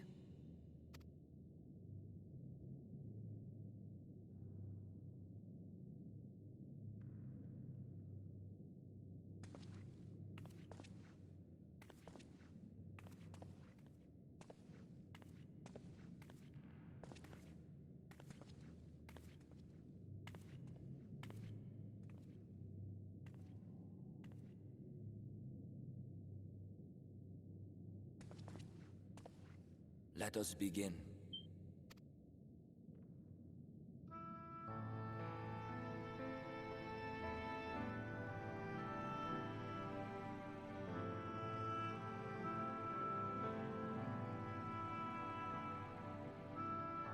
I thank you all for coming to pay respects to our fallen daughter of the night. In the light, she was known as Todia, but in the dark, we shall remember her always as Menine. Let us each take a moment to offer her our prayers.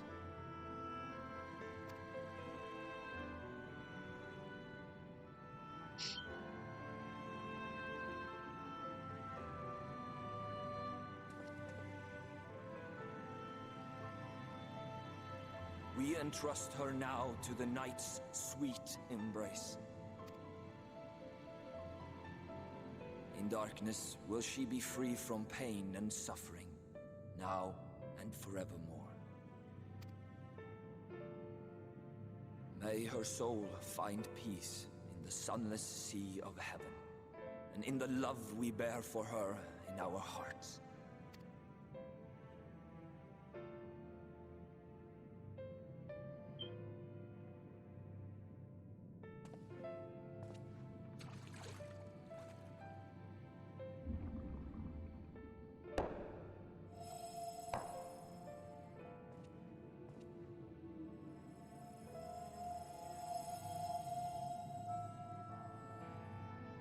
vessel represents the night sky, the sunless sea of heaven.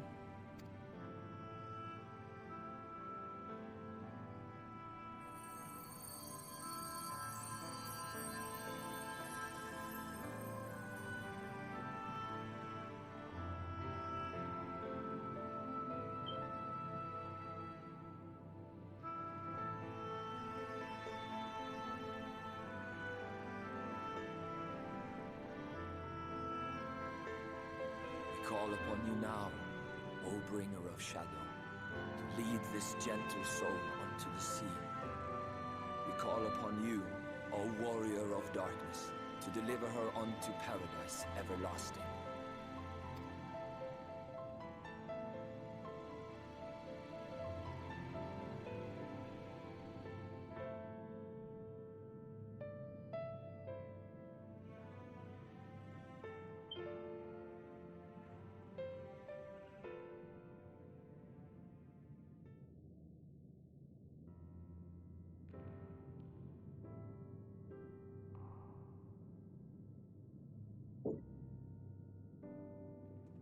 There's lots of very sad cutscenes in Shadowbringers.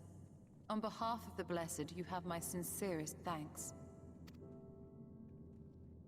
The enduring legend of the Warrior of Darkness owes much to the traditions of these people. And none were more ardent in their faith than Todia. She would have been greatly moved by your presence.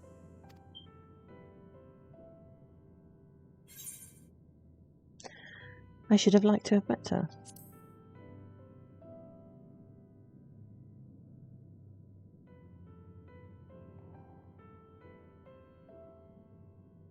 You might not deliver her to the heavens, but if you could deliver the night sky to her people, the real night sky, it would be the next best thing. Their prayers would finally be answered. They could gaze up at the firmament and see their ancestors in every twinkle of the stars. We cannot allow their hopes and dreams to drown in the light. We have to bring back the dark. If we don't, who will?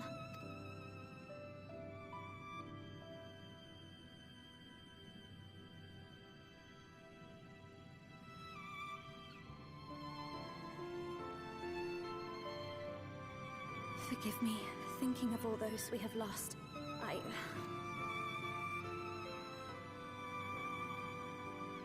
No, it's all right. We will bring back the dark.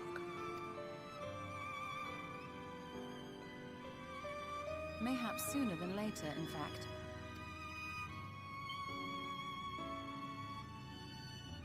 Urianger and I have finished deciphering the tablet, and its contents were most illuminating. Let us reconvene in my chambers. We have much to discuss.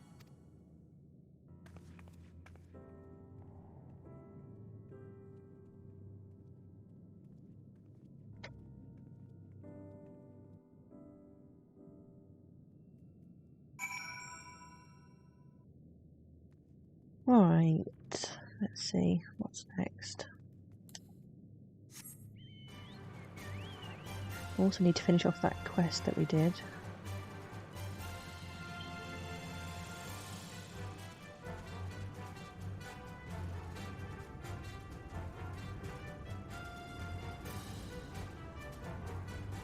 Is it this one, or is it this one? Oh, here we go.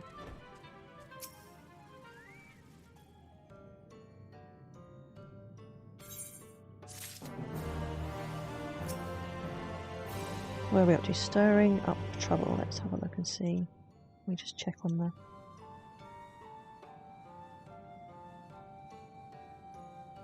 Where are we? Stirring up trouble. Yeah, we've still got a ways to go before the next dungeon.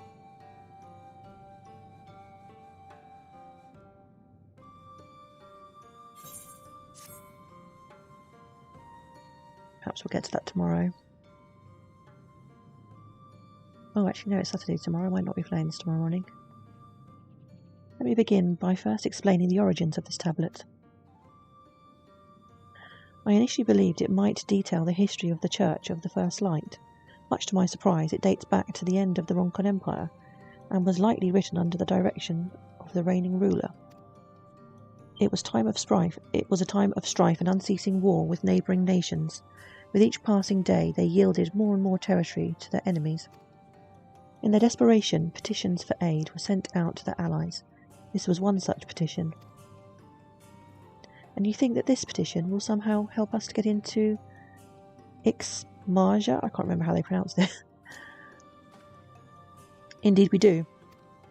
For etched into this tablet is a method by which one may prove themselves an ally of the Ronkan Empire. Provided we are able to decipher said instructions, we may entreat the ruins protectors to grant us safe passage. The problem is, however, that I presently lack the resources to decipher them in their entirety. But we have one recourse. There exists a stone monument inscribed with ancient Ronkan text and translations into a more modern dialect, which came into use after the fall of the Empire. I am confident it will suit our purposes. Where can we find this monument? Here in Satir, quite close to Slitherbow, in fact. The good news ends there, however, for it is in the possession of a rather radical faction of dark worshippers, the children of the everlasting dark. If I am to study the monument, I must infiltrate their encampment. I have no intention of taking longer than absolutely necessary, but I will nevertheless require time to transcribe the text I need. To ensure that I will have enough, I am afraid I must ask you and Thancred to assist me. And before you even ask, the answer is no. If we're to remain unseen, our group must be as small as possible. Poor Minfilia. All right, I'll stay here until you return. We won't be long. If anything should happen, you keep her safe.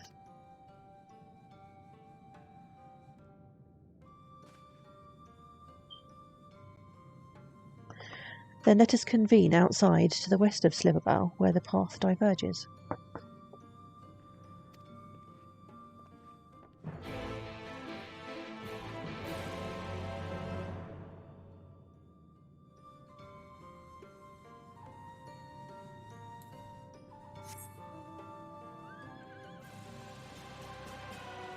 Oh, that's not the exit.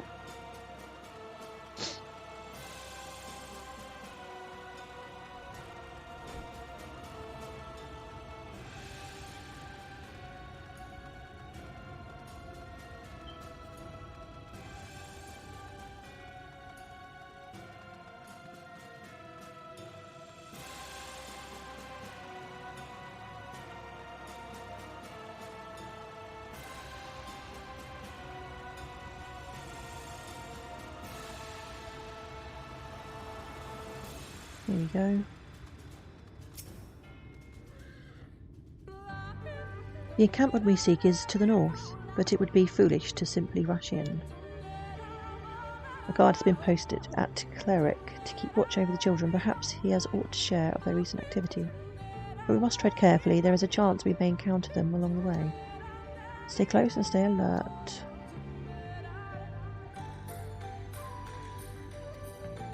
Okay.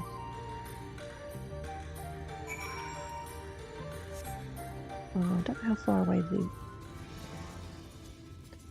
this quest is. Let's see if we can just finish that off first for our ether current. Well, welcome back, Final. Did you make me a cup of tea as well? I could do with another one. In fact, I think it's nearly breakfast time.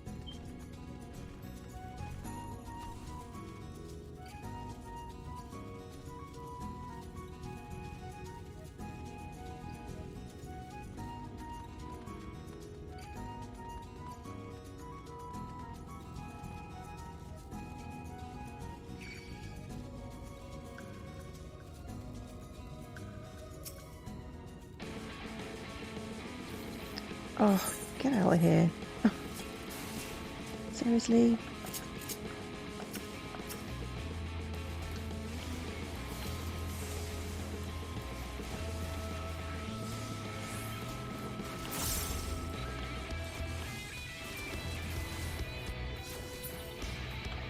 Pest.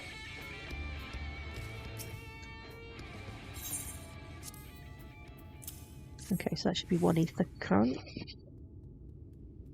Unlocked.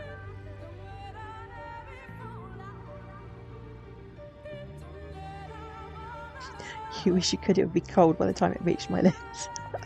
Yes, it's unfortunate. But you know, it's the thought that counts.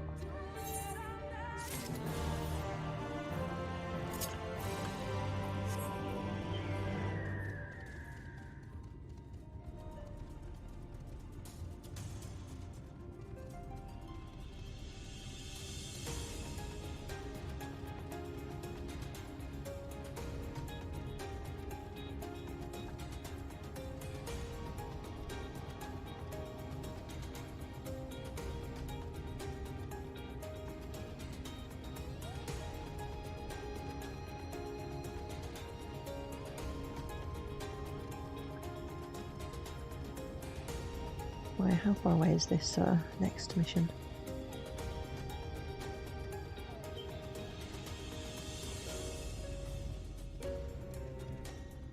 You drink your tea just like Captain Picard. Tea, early grey and hot. Early grey?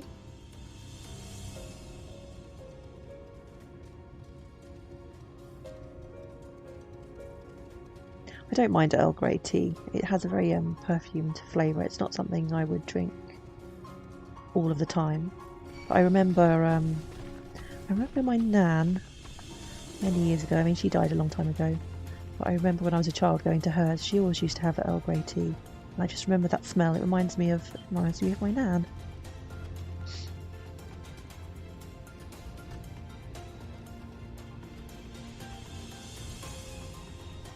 It's got that very kind of slight perfumed kind of fragrance to it. It smells really nice, actually. Wait, what's this? Oh, let's get off the mountain.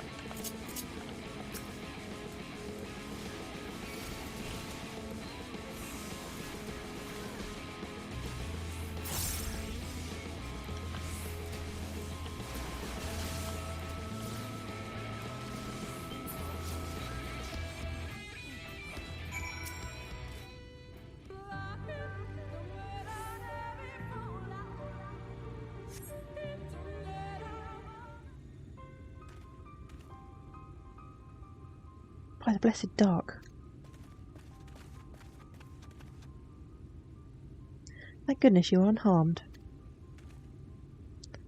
We would have arrived sooner, but we too had a rather unwelcome visit from the children.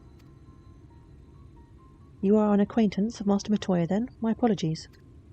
The children have been acting strange of late, so I thought to take a closer look. I was careless. Strange? What have you seen? At first there seemed to be nothing out of the ordinary, the usual gathering of ingredients and potions and flora and fauna. But then I took notice of their venomous spiders. They've been breeding them in much greater numbers. Ew. It's as if they're preparing for something. Any ideas as to what? It could be anything, really. If it meant the end of the blessed, nothing would be too cruel or violent for them.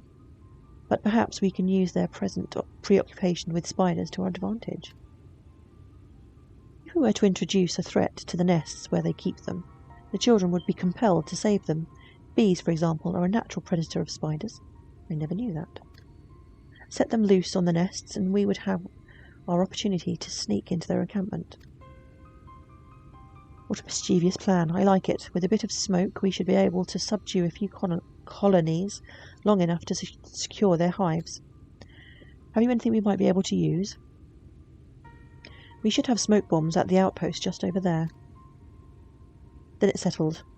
Grab a few smoke bombs from the outpost and search about for beehives. I imagine the bees won't take too kindly to your visit, but once they're knocked out, take the beehives and bring them back here. 2 will suffice, I should think. You always said Earl Grey smells like Fruit Loops. Fruit Loops? Fruit Loops? I don't know. Fruit Loops cereal. I don't know if we have that over. I don't think we have that over here. We might do, but I'm not really a big one for those types of cereals. Oh, perhaps I should Okay, that didn't work. Where are these beehives? I don't see anything. I'm walking round and round this tree. Do I have to go in here? I do. Oh, I can be really dumb sometimes.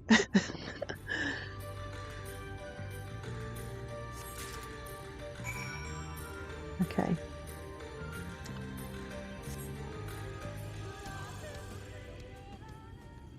You do have it over here? You don't like sugar cereals anymore?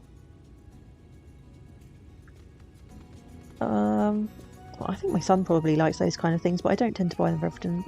Because I don't, I'm not really a morning person, so I don't eat until usually 11 o'clock.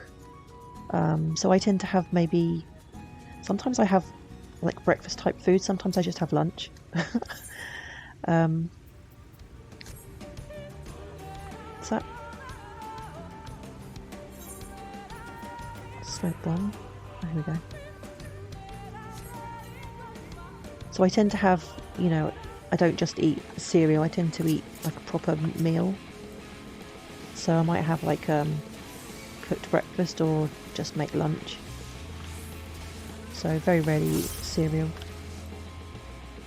If I do eat cereal, it tends to be in the evening if I get beckish, which is kind of weird, I guess. What?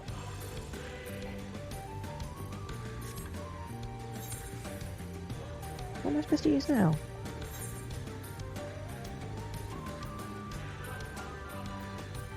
Oh, maybe that. Guess it helps if you pay attention to the dialogue initially.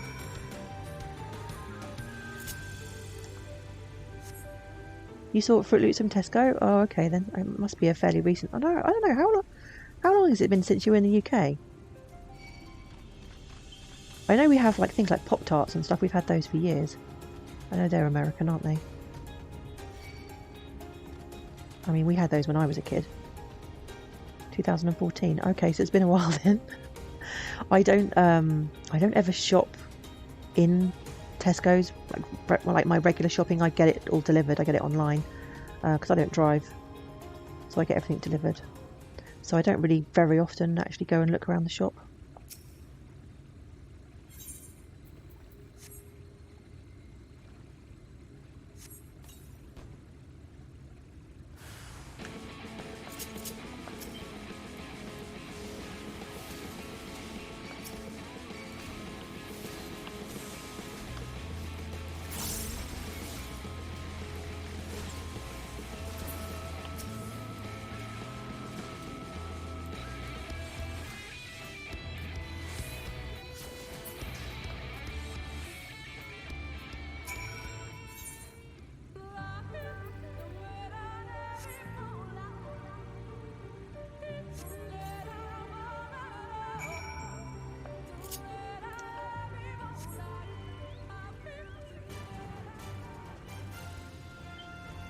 Right, let's go deliver the bees.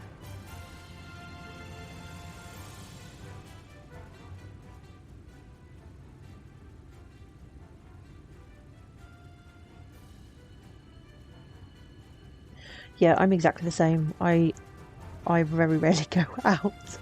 I go out if I do need to get something, like if I run out of something I need to go to the shop, and I go out to go to the allotment. That's about it, really. I mean, now that my son is old enough to go to school by himself, I don't even have to walk him to school. I was walking him to school, or we would cycle every day. But he walks with a friend now.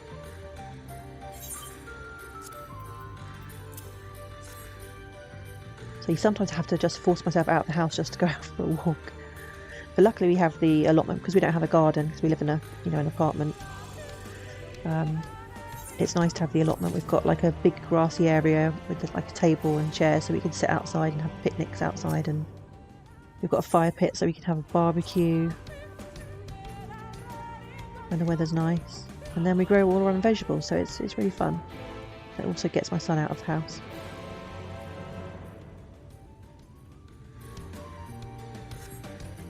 I mean, when I was a kid we would just go out and play in the street, but nobody seems to. Yeah, I don't know, I just don't feel comfortable these days about letting him just go out on his own. It's not the way it was when I was growing up, that's for sure.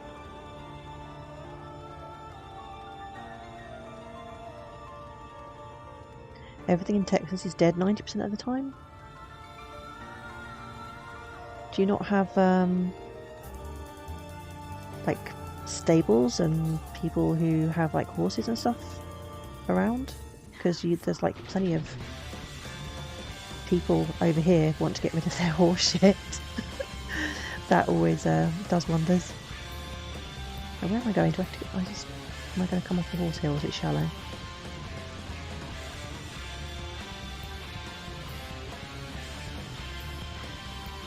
Yeah, our allotment gets delivered for free huge piles of horse manure, and also wood chip from the tree surgeons gets delivered for free, so if you get there quick enough.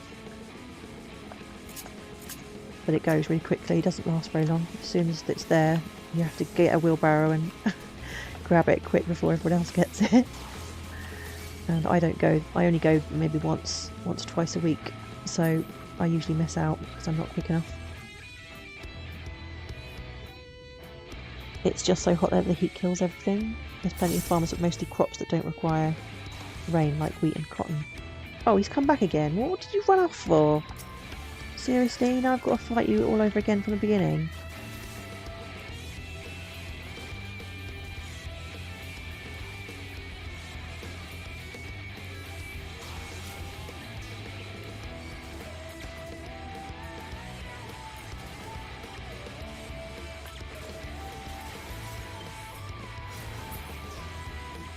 There you go.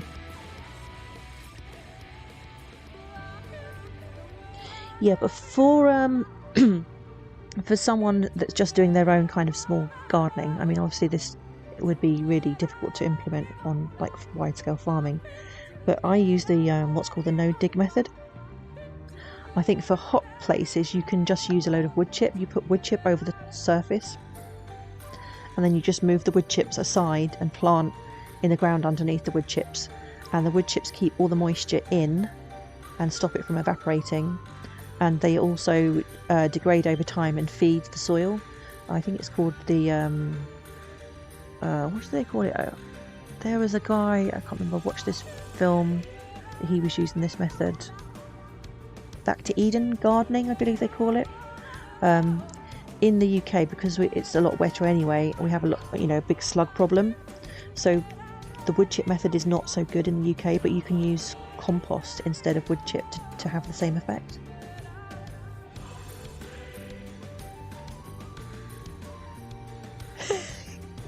Gouging sproutlings for 99 pots of dye. It's an easy way to make money with very little effort, so yeah.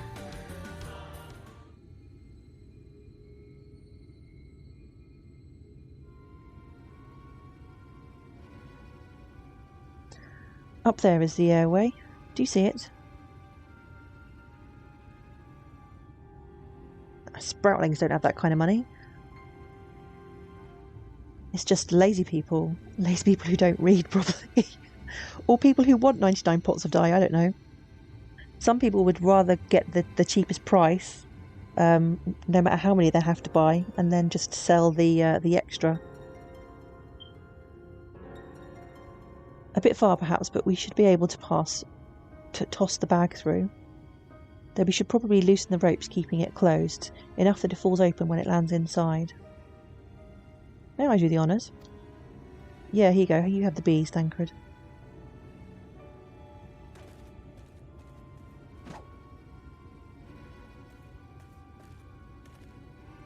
That should do it. Now we wait. What is that? Bees! By the abyss, they're everywhere. Help! Someone help! We have to save the spiders! It sounds like our plan is working. Still, it is quite likely not all were drawn away from their posts. If you come to blows with the children, I'll see to it any signs of struggle are concealed. Failing that, I'll create a distraction to buy you Stola more time. Should anyone get past me, it falls to you to guard her. Your concern is appreciated, but I sincerely doubt it will come to that. Why do I get the feeling you enjoy the idea of my loafing about bored in the shadows? Come now, Thancred. The shadows are a fitting place for a warrior of darkness. Now, if both of you are ready...